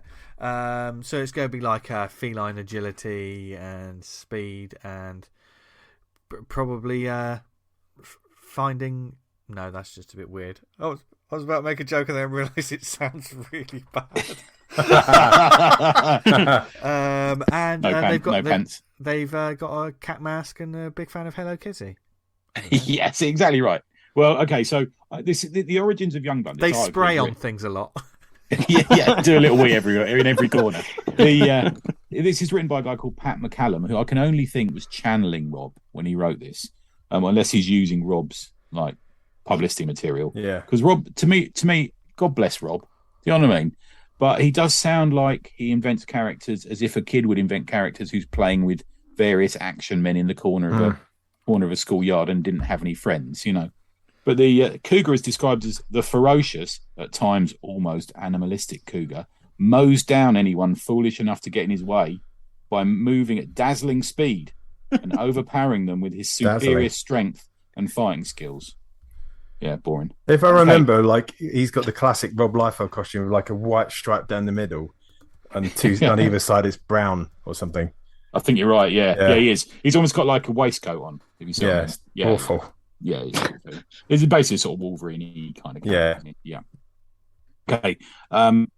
Mr. W, the goose. Riptide, and this is not me. I can only picture sexual you. deviant. Great dancer, lovely hair. Likes country music. Because you know I do have a superpower, don't you? You know I've got the ability to photograph whole rooms with my mind with a light switch. I've told you that story before. Riptide. Riptide. Does he have a surfboard and he can control water? Or is it male or female? Female. Oh, it's female. Okay. Yeah. She's got a surfboard. Shit. I don't know. Like, controls water. Maybe? That's not bad. It's almost there. So Riptide. Not only, so this is where I think he's channeling Rob. Not only is she drop dead gorgeous, but this beauty has complete control over water. I did a little wee then. And can create tsunamis and water spouts. I just did one as well. All from her magically based power. What a load of shite. Am I right thinking she's wearing like a kind of a blue onesie with like white hair? That Riptide. I think you're right. Yeah.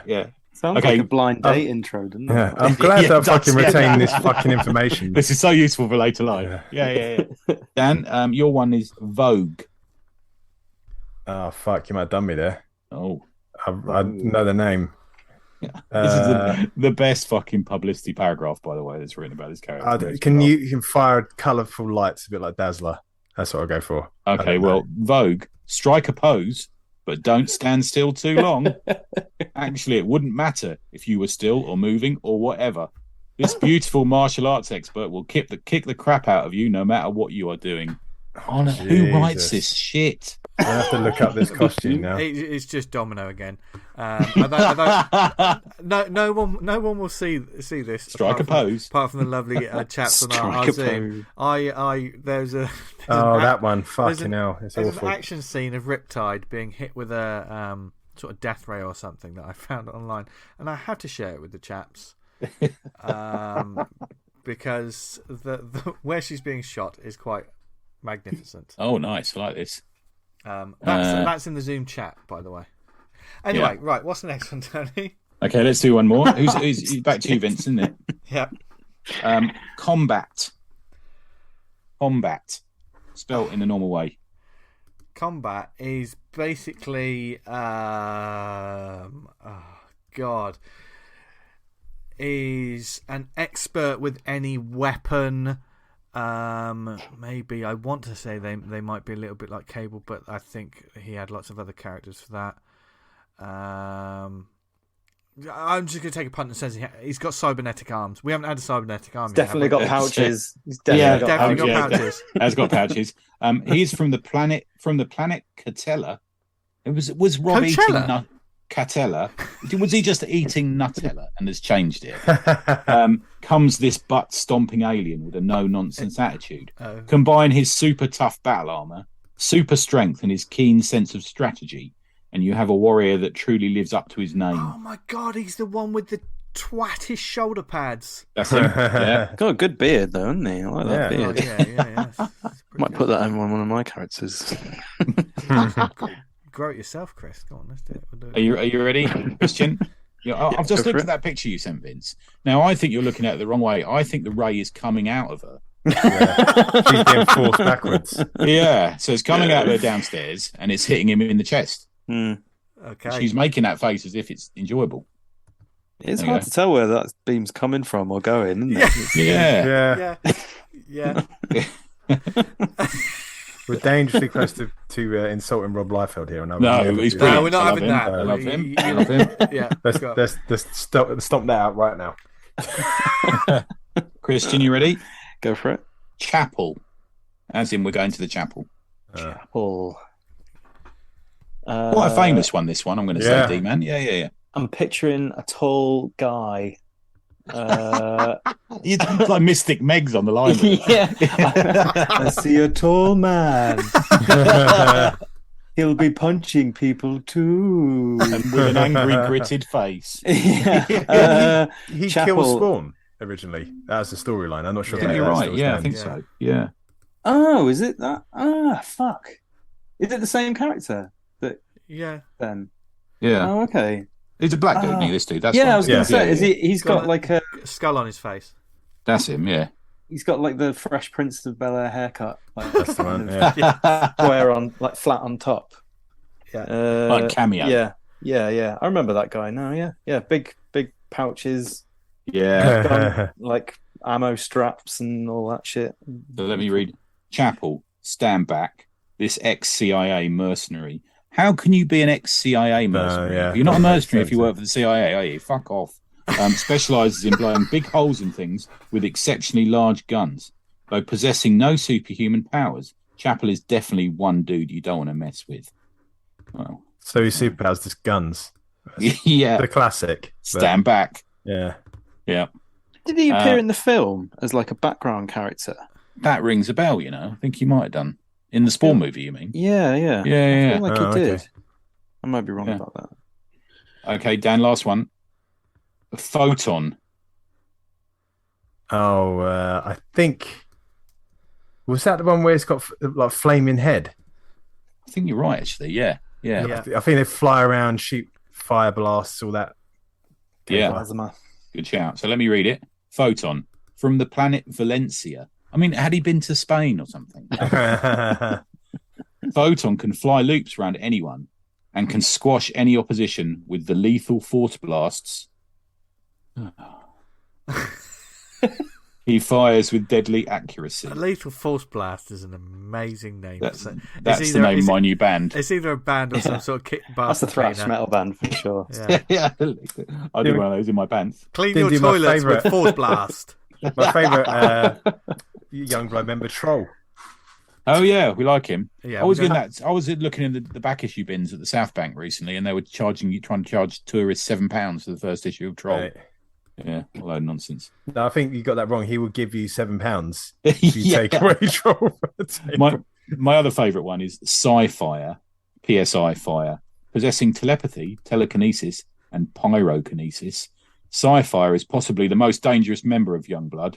He may be a member of the team, but he's a loose cannon who follows nobody's rules. Fucking hell. Oh my God. Isn't the lead guy Shaft is the guy with a bow and arrow? Yeah. I mean, that's one step down from the guy with a gun. Yeah. That was cool. That was a fun. The origins quiz. That's another. Yeah. What a great idea for a quiz. We love a bit of a quiz on here, don't we? Bring in some more Liefeld characters or just Image 90s. We should do that, shouldn't we? Yeah. Let's do an Image 90s like round one week. Yeah, that's good. That'd be good. Yeah. Thank you, guys. God. That was a bit of fun. That was nice. That was nice. That was lovely. Speaking of lovely, do we have any shout outs this week, gents? We do. I got a couple. So first, the big one. Congratulations to JWC. Yay! Congratulations. Yay. He's just had a little one. Well done, mate. I'm a bit disappointed you didn't make the drink and draw. But, you know, you were having a baby. So congratulations from everyone. We're all very excited for you. Got to name it Awesome now, unfortunately. Yeah, AWC. Yeah. And yeah, thanks to everyone who came along to Drink and Draw. It's a chuckle. We had a good laugh. And I'd like to confirm that the person I alleged took Viagra a lot does not take Viagra, just for legal reasons. Okay. Yeah. We've already mentioned Nottingham Comic Con, which is happening on the 29th of October, 10 to 5 p.m, Nottingham Conference Centre. Also, they've just added the 2000 AD and Dread artist Steve Austin to the lineup today. So that's good. I'm looking forward to that. In my wrap-up a couple of weeks ago, I forgot to mention that Luke Aldridge was also in the small press area. So apologies for that. A big shout-out to Luke and his comics at Bridlington. And I think that's all I've got this week. Yeah, that's just that. There you go. Right, I've got mine. Now that's what I call Turning Tricks, issue 3, a comic about a perpetually thirsty waitress and her quest to get I back this. In a galaxy on the brink of war. That's on Kickstarter right now. It's smashed its target, so go check that out. Looks a bit saucy, that one, It does, yeah. It's got a bum hanging out in the cover, which is excellent. That's why I backed it. Yeah. Bullet Adventures 1, 24-page comic, time travel and super-heroics. The return of the Silver Age speedster that has fans begging for more, getting on the ground floor of this brand new continuing series. I reviewed the other Bullet comic that I bought from Ultrist. Damn it, I forgot their name. But I really enjoyed it. So this one should be great. Whenever Dan forgets anything, he always sounds so disappointed. No. Yeah, I'm disappointed in myself. I've let people down there. It's fine, Dan. I've let you down. I've let the listeners down. And I've let myself down. I've been grabbing you on each side of your face and looking in your eyes going, you haven't. Let us down. And finally, last but not least, we've got Faith Healers, Nephilim versus Demons graphic novel, dark urban fantasy graphic novel where a secret group of half-angel Nephilim work to protect their kind from demonic threats from Hellbound Media. So go check that one. Yeah, that'd be good. There you go. Yeah. If you're in the Bath area on Saturday the 22nd of October, pop over to the Comedia in Bath for this year's BAM Comic Zine and Art Fair, where, from 11 till 3, free entry, and you might see a couple of us there. As well as some great, a bunch of great artists. That's going to be a good giggle. I'm looking forward to that one. We need to talk about the social on that one because I don't know whether I'm coming down the night before or staying that night or whatever we're going to do, so we can just get off our faces. Go the roller disco. I love to take you to a roller disco, Tony. I would go just. I wouldn't do it just because I'd be so terrible. And you could just stand on the edge, and I could like, oh, stop me! I could do that and just like end up in your arms. Oh God, yeah. Well, any chance you get really to end up in my arms. Anyway, how do you feel about a roller disco, needy. Chris? That sounds great. Yeah, great. Sounds nice. Yeah, that sounds lovely. Right, he's game. Let's do it. Actually, it sounded like he was leaving the room as he said it. Going to get his skates on. Oh, sorry, is that someone at the door? He's still focusing on that picture of the lady with the ray that comes out of the vagina. I'm still trying to figure out where the beam's coming from. We've got to put that on the socials tomorrow. That's the quote of the episode. Yeah, we're going to have to put some sort of reference to this. But before we do, recommendations. Yes. Now, we have a guest who's, I say, joined us for the whole episode. He's put up with us for the entire episode. That's the best way to say it. And as always, the guest goes first. Chris, what would you like to recommend to our lovely listeners? Okay, so I mentioned before these are two books that I picked up because when I was like planning on Hunger in the Dusk and stuff, I was like trying to get some good art inspirations, looking at other people's work and stuff. So cool. So the first one is, I'm gonna absolutely murder this because this is a French book, so names might go a bit out the window here, but so the English translation is called In Shadows. It's also Tenbrut. Okay. It's by Herbert and Mal, and colours by Bruno Tatti. And so it's a French book, but you can get an English translation of it on Amazon for like I got it for like £4.50. What was a physical book or? Well, I got it. So originally, I got it as a physical book, but I got it in French because I was just purely getting it for the art on it, and then I thought I'd try and figure it out because I took French a while ago, and it's. Oh, I used to meet you at your little French lessons, didn't I? Yeah. It didn't get any better, so I gave up and got the English translation version of it, and the English translation of it comes coloured as well, and it's 70-page book, and it's just as a short, it's a sort of folklore-y fairy tale book, and it's about a disgraced drunkard knight who gets sent by these three witches to go and get a princess out of a castle, and he has to fight through the monsters to get her out, and it turns out she didn't want to be rescued, which we've done that with Briar, and I think it's a trope that happens a lot these days, but I think it's still good. But they do a really good sort of story after that, because that's just the intro, really. Right. And then it's the so it turns out the witches were trying to get this woman out of the castle, and she didn't want to go, and then he vows to take her to her father in his where she's from, and she sort of controls these monsters and beasts and stuff, but you don't know whether she's good or bad because she's been cast away in this castle, and it's the sort of them getting along as they go on this journey, and you find out their secrets a little bit, and meanwhile they're being hunted by these 3 witches as well.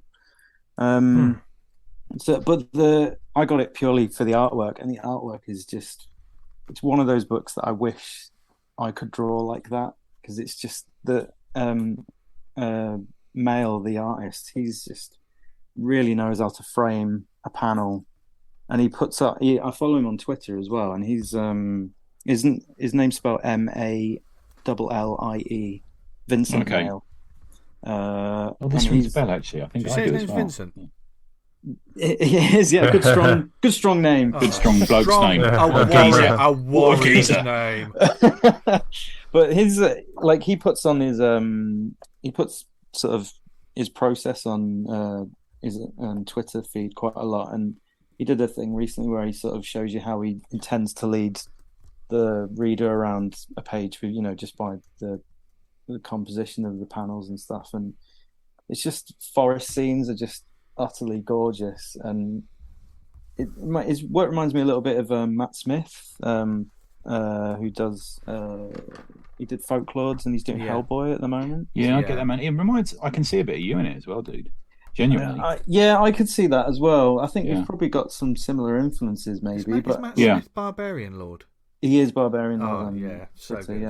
Yeah. And it's just it's gorgeous. I've just got myself the sort of second book of it, because it's in 2 parts. So the first one's like 70 pages long, and it's a good little story arc, but it definitely it's definitely a first part of their story.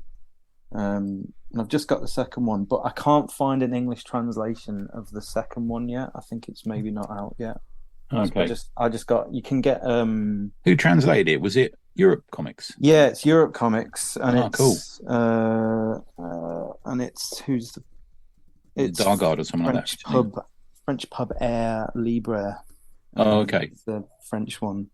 So yeah, that's really good. I think it's about £20 for the paperback version, but I think you can't get it in an English translation in paperback or hardback or anything like that. I think we're all guilty of just loving a French Belgian book that we bought in French. I think we've all done that now, haven't we? Yeah. But I didn't think it was too bad a price for 70 pages of really nice. And they're usually sort of oversized hardcovers, aren't they? It's pretty. Yeah. So I think I'd fully recommend that.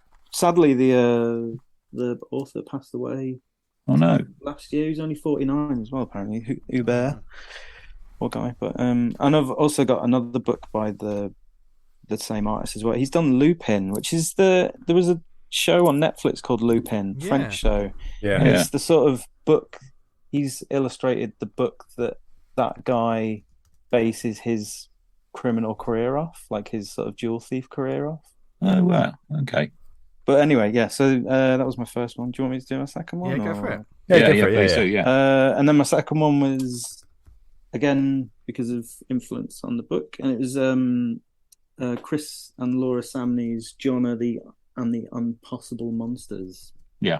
Which I've heard this is good. Yeah. Yeah, it's really nice. It's really, really quick read. It's definitely aimed at the younger readers. Yeah, I read the first issue of this. I think I recommended it on one. Oh, that's right. That's maybe where I heard it. Yeah. It seemed to be set. Is it the first trade you've I've got the first trade of it. Yeah. And I just purely got it because of the environment design and stuff. Yeah, so it's stunning.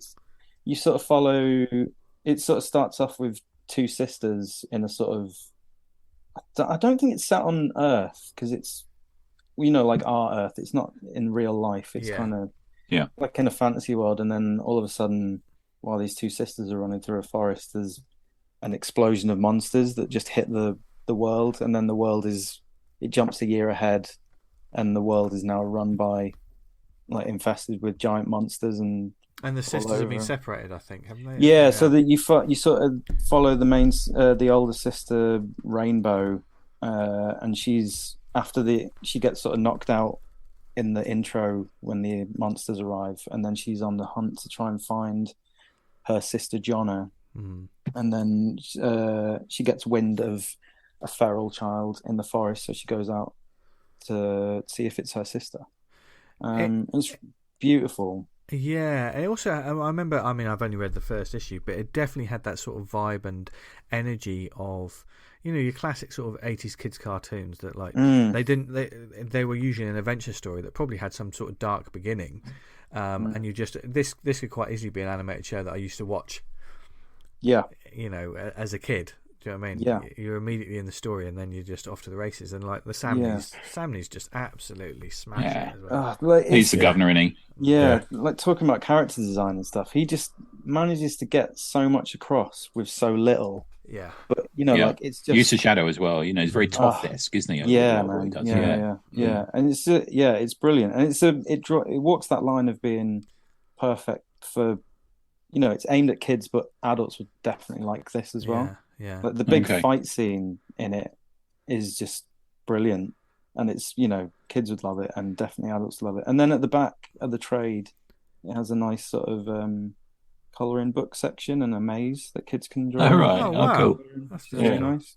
Yeah, but I'd highly recommend that. It was such an eye opener when I read that issue as well, because like this, I went for it for the creators. Do you know what I mean? I thought, this is quite interesting, but this is off the back of like seeing all the commission. Must be it's very different from Firepower, which we just read as well, isn't it? Yeah, different from Firepower, or like the Daredevil stuff, the Captain America stuff, all that sort of artwork. You had that in mind, and then you see this, and you're like, whoa. But it's beautiful on a whole nother level, isn't it? Really? Yeah. Well, that I came across Firepower first, and thought, because I'm not a massive fan of Chris Samney's stuff. I think he's a master. Like I think he's a modern master, but he's never been like one of my go-to ones before. But just looking at the environment art and stuff, I was like, it's just he gets it across so well with so little stuff. Beautiful. It's that strip out everything that isn't needed kind of thing, isn't it? Yeah, which I kind of admire. Now I'm going to jump on next just quickly. In fact, I've got a Europe Comics book as well, but go on. No, then perfect. You pick it. I thought. All right, babes. Yeah, so I've got obviously we're big fans of Europe Comics. We love their stuff, and we haven't done any for a couple of months. No. We haven't reviewed any. Yeah, you haven't, have you? I don't think we have. Not recently. So I thought I'll hop on, have a look, see what's going, and go back through the hard drive of stuff that they've sent us. They send us some amazing stuff instantly. If you want to say what company puts the best books out in the world, it's Europe Comics. There's no, to me. Yeah. Mask of a Thousand Tears. I read volumes 1 and 2 yesterday morning. I roared through them. Script by David Chauvel, art by Roberto Ali. It's set in sort of Edo period Japan, and it starts off in the aftermath of a great battle.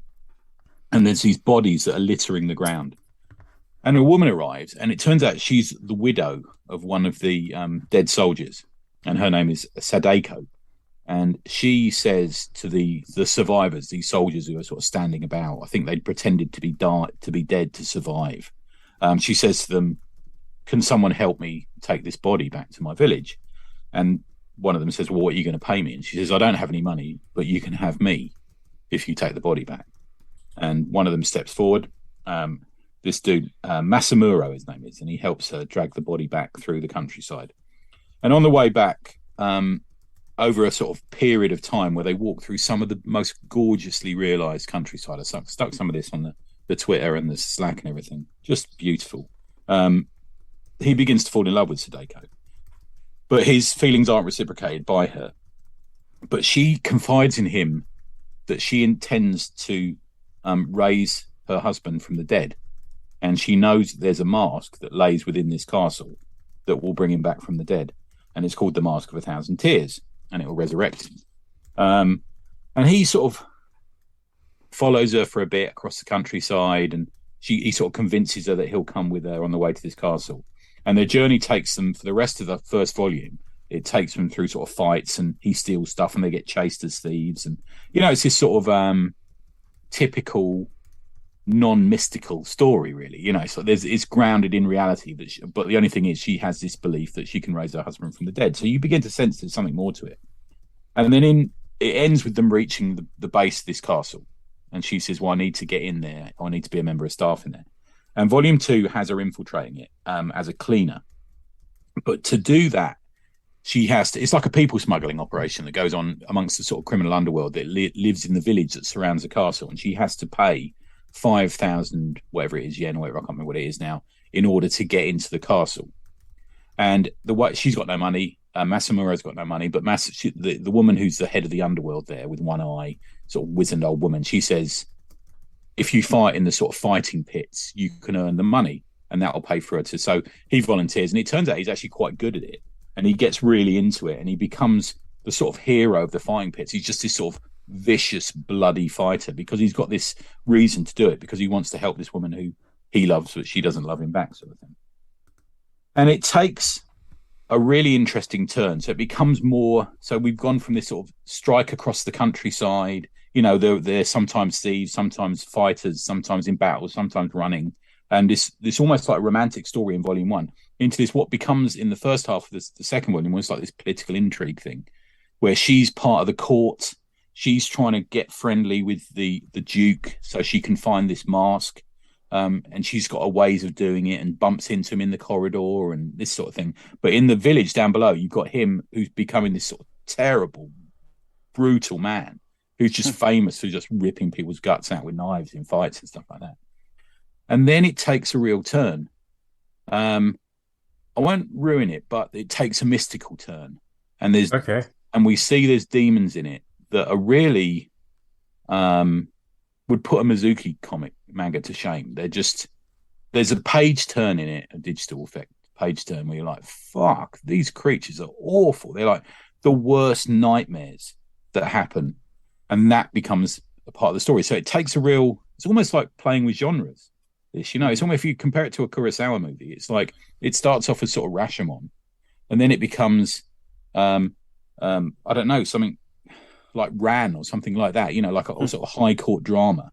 And then it becomes more mystical in the end of it. It's really interesting with these sort of almost like narrative markers where it suddenly just takes a right turn. It's totally X-rated. The gore and the beasts and the demons and the rape and, the sexual energy that's part of this sort of rapey thing that's going on at the start of it. It's really adult, but so beautiful. It's just incredibly well drawn. And it jumps about, and it's just, I would guarantee it's probably some of the best art you'll see at the moment. It's just utterly beautiful. And it's, like I say, it's got action, it's got romance, it's got mystery, it's got folk horror, it's got all these sort of things going on in it. But as is the thing with bande dessinée, we don't know who these people are. I tried to look them up, and the artist, Roberto Ali, he's an Italian dude from Milan. He's done quite a lot of art teaching, quite a lot of movie and TV storyboarding, but there's nothing else out there you can get. He has done other volumes and comics with Delcourt, but there's nothing out there. And David Chevelle, who's a French dude, who's the writer, he apparently became enamored with comics after reading V for Vendetta, which we mentioned earlier. And his other work is in French, is published by Glenay and Delcourt, but we haven't got it here to read. It's amazing, isn't it? It's just this book that if it was published here by, I don't know, whoever put it out, Self-Made Hero or Nobrow or someone, it would be winning awards. But it just sits there on my hard drive. Yeah. And on Comixology, which nobody seems to go to anymore. These books are incredible. There was a few weeks ago now, but like the Razor Fist guy on YouTube, and it's saying like bande dessinée, and like they want to get into that because they're not liking American comics. It's like, mate, that fucking scene's been massive for ages. Yeah, exactly. Yeah. It's fucking it's second biggest selling comics in the world. Yeah. The stuff they put out is fucking phenomenal. Yeah, it's just breathtaking, isn't it? Yeah, I can see you liking this, Chris. I think it'll be right up your street, man. It's gone straight onto my wish list on Amazon already while you've been talking. Yeah, it's so good, man. Yeah, beautiful. Wait till you get to the demons at the end. You think, fucking hell, this is just amazing. Yeah, really good. That's my first one, and that is called, forgotten the title already, The Mask of 1,000 Tears, Volume 1 and 2. It's full story, so you get both. You get start to finish in these 2 volumes. That's worth a go. Nice. There you go. Nice. That's good, man. Sorry, V, you were going to go, weren't you? No. Well, mine are sort of reference books, essentially. Oh, okay. Nice. Books that I love having on my shelf. They are video game artwork books because I love art books and stuff like that. And we've spoken about a couple on the past. But I just want to highlight two of my favourites, and that is the Art of the Mass Effect universe. Oh, nice. Okay. The Art of Mass Effect Andromeda. The games are huge, sweeping games. The Mass Effect trilogy is my favourite game trilogy of all time. But if you're working on if you want ideas for sci-fi, whether it be suits, costumes, space stations, all kinds of stuff, books like this are invaluable because it's also nice to see all the artwork that you don't see when you're playing it. Because I think a lot of the time, most people take for granted all the amazing concept art that goes into a video game, and of course we get like one or two suits that we can wear as the characters. But when you look at these books and you see like, oh no, they did 25 designs for this thing. Well, that's the ones you see in the book. There's probably even more. But it's great seeing those designs because especially when you're creating your character, you could be like, oh, I didn't think about that part for a suit, or maybe in your head you're thinking, the gloves, I want them to look a certain way. Why can't I picture that? It's probably because you've got that reference in your head, and these sort of books are like, oh, you can study the hands and the gloves and how they all work. And it's the same for alien designs as well, like alien creatures. I mean, I love monster designs and things like that, and these books are just sort of full of that. There's also vehicles. Vehicles are very difficult to draw, and they're beautiful to look at anyway. You could just sit there, have this on your coffee table, and just look through it. And I know there's probably a lot of our listeners are well versed with the Mass Effect universe anyway, but they're just starting to look at hardback books, nice big glossy pages. They dedicate these sort of books. They dedicate usually a page to a character. So you see like the picture of the character you've known from the game, but then you see like there's several different versions of them, which is fascinating because sometimes you look at these character designs, you go, wow, that was one of the ways they were going to do it. It's quite surprising. Like it could be a character that looks like a sort of roguish, sort of like dark hood, and they look like something probably out of the Dune or something like that. But then you see one of the character designs which is actually quite brightly coloured.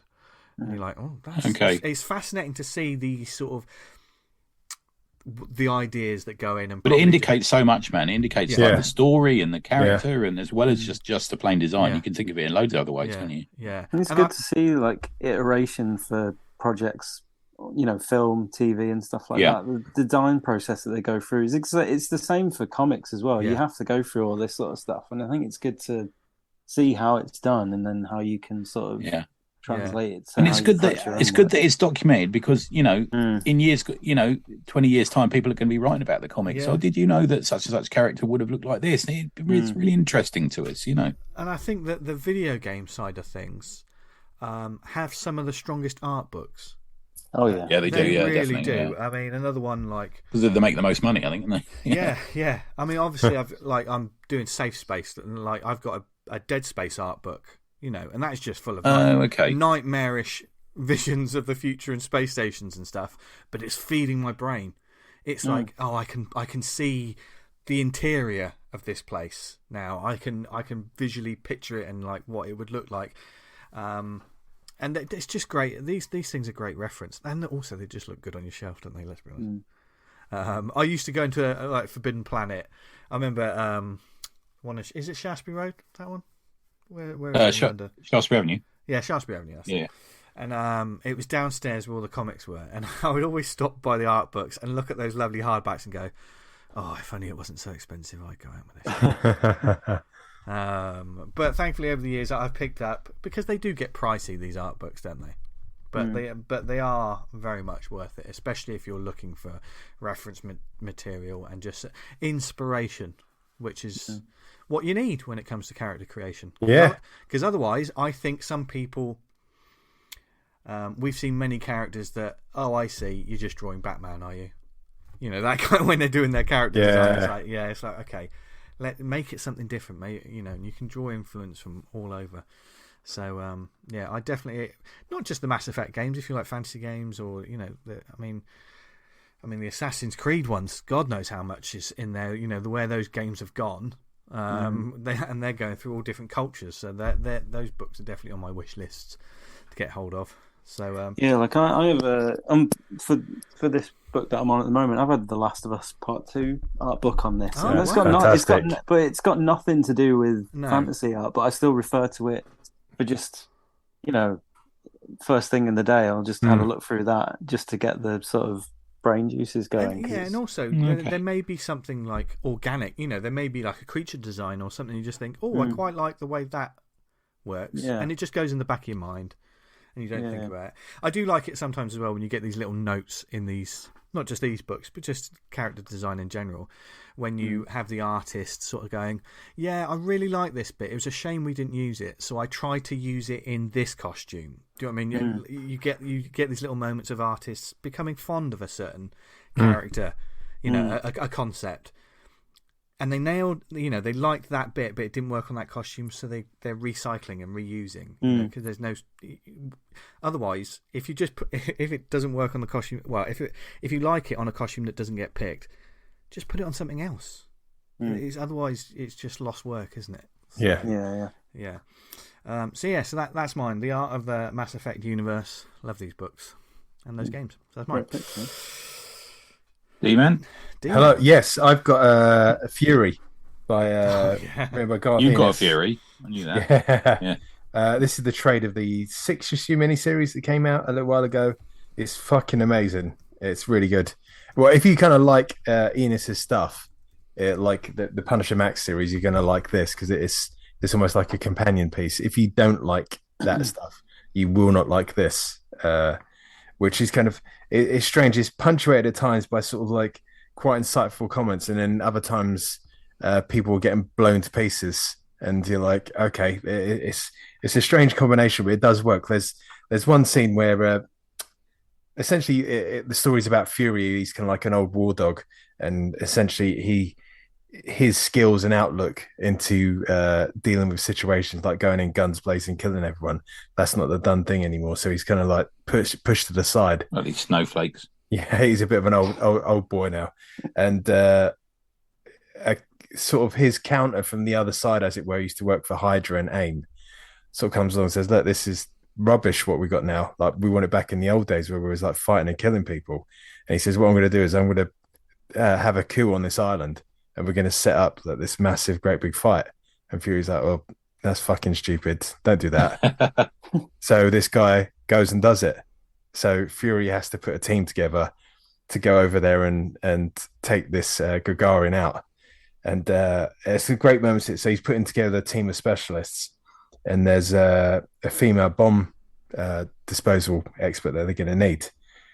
So Fury, the new head of S.H.I.E.L.D., who's sort of a bit of a yes man, goes up to him and goes, what would you do if one of these men in this room suddenly attacked you?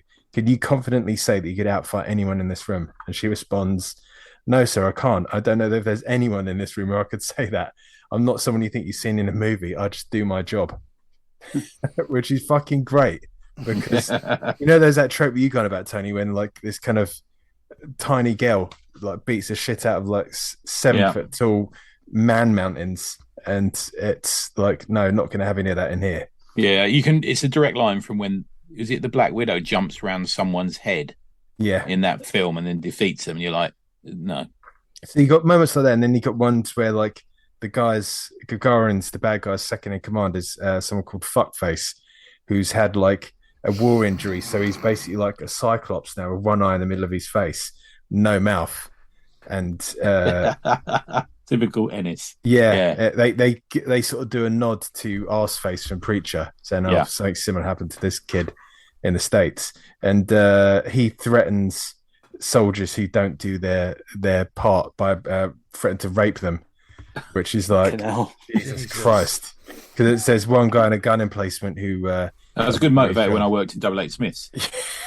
He basically holds his bad man up and says he slept with him last night, and the guy's absolutely ruined. So yeah, it's kind of a bit of light reading then. Dan. Yeah, a bit of light reading. It's hilarious, like some of the moments. It's all tongue in cheek, but at the end when sort of Fury's done it all, he kind of recounts to himself like what happened in the final moments for him and this Gagarin guy, and he says, "Look, you fucking love this. You don't have to say yes. Just nod, and I'll know." And then it's Fury's like looking over the handrail of his apartment, like fucking cursing to himself. And it makes you wonder, did he wanted it as fucking much as the other guy? Yeah. He's just an old war dog who likes war and killing. So it's a good book. I really enjoyed it. Yeah, it's an amazing book. Yeah, it's always good. Really yeah, good. Yeah, when he writes Punisher and when he writes Fury, they're just perfect, aren't they? Yeah. Tony, take us home. You got one more? Yeah, very quick one. Last one. Back issue magazine 138. It's sort of my yearly shout out to two Morrows, who I just love. I buy pretty much everything they put out that's got anything to do with comics. They're just so good. This is the classic Heroes issue, and it features a cover which is I think it's a Flash Gordon gold key cover, but back then you weren't always sure who did the covers, so they're guessing it's a guy called George Wilson, and it's a lovely cover. So they've put that on the cover for this. And it's got, again, another set of like really nicely researched articles that are always full of like scans of OA and original sketches and stuff like that. The few that I'm going to mention just a couple of them, but the first one that really took my fancy was that there's an article on the Lone Ranger in the Bronze Age, and it's got some OA from Gil Kane, Tim Truman, and Russ Heath in it, so you get to see the actual ink line pencil work and stuff like that. I don't know if you know this, but the Lone Ranger used to be so popular. There was a series for Tonto, who's his sort of sidekick, isn't there? And Silver, Hi Ho Silver, which it had its own comic series as well. It was that popular. And I don't know if you know this, but did you know that the Lone Ranger is the Green Hornet's uncle in continuity? I didn't know that. A little bit of there you go. Bit of trivia for you. There's a great piece on a comic called Son of Tomahawk, and it's by our buddy and ex-guest Alan Harvey, and he's written it. I know Alan writes the odd thing for Back Issue Magazine. They're always great. So Alan does actually play a little bit on his Britishness at the start of it, but he was saying he described one comic previously as being a Western, and someone said, no, it's not from the west of America, so it can't be a Western. And just that, I never got that before. Did you? No, I didn't know that. Yeah. If it happens in Florida or North Carolina, it's not a Western. Anyway, it's completely right. I never thought of it. But and it talks about the challenges that went on in the comic, and he points out a number of the sort of social conscience issues that were going on, because this is a comic that went from the late 60s through to the early 70s, which in a really interesting time of sort of politically and socially in America. There's an interracial marriage in it and stuff like that, and it's just a real cracking series. I've read a couple of issues, but I think I'm going to need to get the whole run of it. And there's some just beautiful stuff. If you think as well that Neil Adams and Joe Kubert participated in the creation of this comic as well. And there's a really gorgeous intro page by Frank Thorne, who we sadly lost last year, that he drew with the writer Bob Kanigher, which is really great. Also in there's OA scans do you remember the Hostess fruit pie adverts that used to appear in Marvel and DC comics? Yeah. Well, there's the original pencil scans from them by Dan DiCarlo. Get this, Dan DiCarlo, Keith Pollard, and Dave Cockrum. And it's just lovely to see that stuff. It's like a real nostalgia injection, isn't it? There's a piece on Flash Gordon with some sweet Alex Raymond art in it and some OA from him, as well as the more recent Flash Gordon stuff, which is written and drawn by Dan Jurgens, which I'd forgotten actually. Wow, okay. Some stuff on the Zorro with some scans of art of someone we just talked about, Alex Toth. So you get to see the original art from that. And also some art by one of my favourites, who doesn't get talked about half enough, is Tom Yates. Just brilliant. I just really think that Two Morrows are a needed company. The stuff they're putting out. The sort of corporate memory of comics just gets shorter and shorter to me. Do you know what I mean? No one seems to remember comics from 20 years ago. And when we think 20 years ago was 2002, it's amazing, isn't it? But these guys are putting out stuff all the time, non-stop. I know Johnny Cannon, Pete, as I call him, Pete Watson, Eamon, and a lot of other people really dig their stuff, and I do as well. Alter Ego, I get Back Issue Magazine, I get the Kirby Collector stuff. The next back issue is called Not Ready for Primetime Marvel Heroes, and it covers the sort of Marvel side characters like Jackaheart, who we mentioned a minute ago, Union Jack, Wood God, which is my sex name, Stingray, and a load of other characters. That's going to be really good. I can't wait for these to come out. Every time they come out, they're really good. Yeah, if you see them at a convention, by the way, always stop by because they've always got one of those sort of 3 for 2 type sales going on. I bought a book on John Severin recently that they put out. But yeah, really great stuff. You can get digital scans of their stuff as well. You go to www.2morrows.com. Really good. Just an ideal company. Just brilliant. Nice. Nice. And speaking of ideal company, thank you for joining us this week, Chris. Who? It's been an absolute Oh, delight. no, Cheers, it's dude. great. Thanks so much for having me back. That was Don't be really silly, nice. mate. Any time, you know that. That was great. Yeah. I've been looking forward to hopefully coming on again. So it was, yeah. Man, we've gone long tonight, Always haven't come we? on again. Have we? We have indeed, but every minute That's has fine. been That's worth fine. it. Been So gold. we hope you have enjoyed this week's episode. Of course, if there's anything you want us to talk about over the next few shows, weeks, or whatever, please do let us know.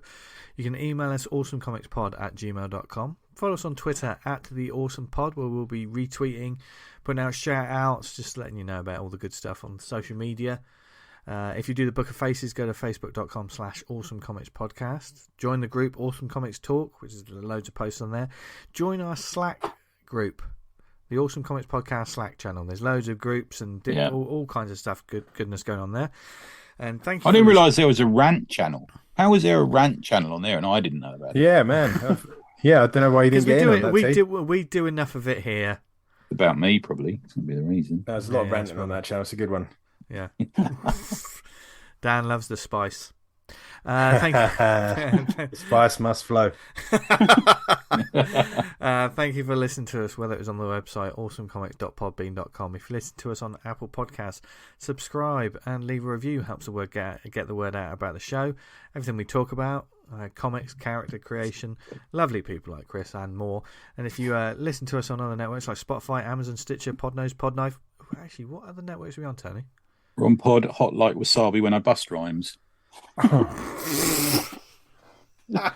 Oh God! This. Do you know I'm like Leanne Rhymes? I'm all about the value. Well, how can I live without you? Fucking hell.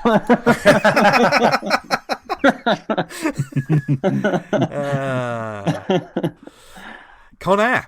Anyway, right. Where can people find us online, etc.? Tony. Neverhidanything.com. There you go. That's all you need. Nice. Dan, where can people find You you? can find me on Twitter @VanguardComic, and you can read Vanguard at VanguardComic.com.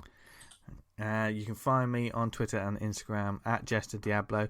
You can find my tabletop role-playing show, Safe Space, on the YouTubes. We're having a mid-season break at the moment, so plenty of time to catch up on all the stress and tension. I'm way behind. I've got to catch up.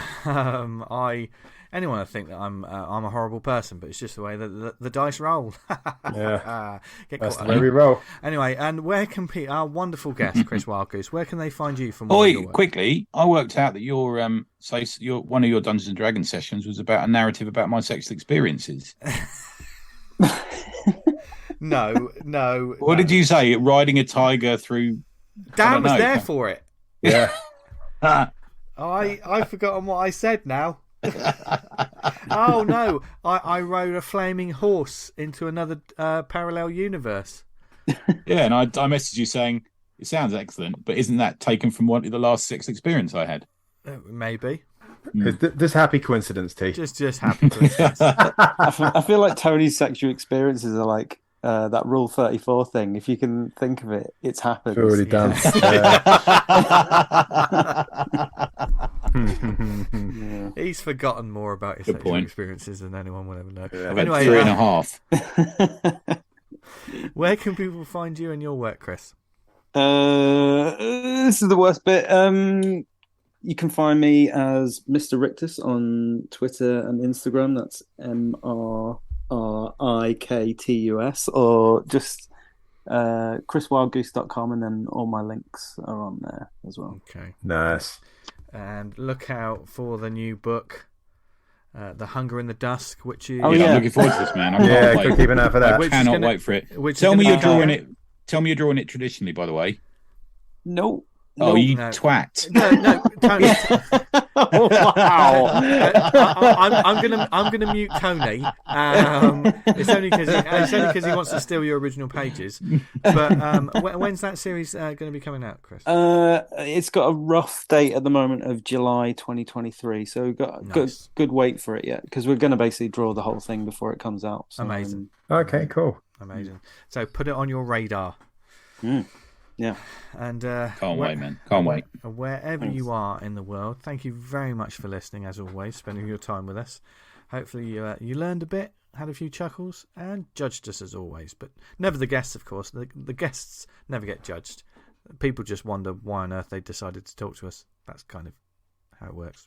And we break them. But we've been blackmailing Christian for quite some time now. So, that's true. He has his mandated. He'll be back on in another 6 months because we'll force him for some reason. Yeah.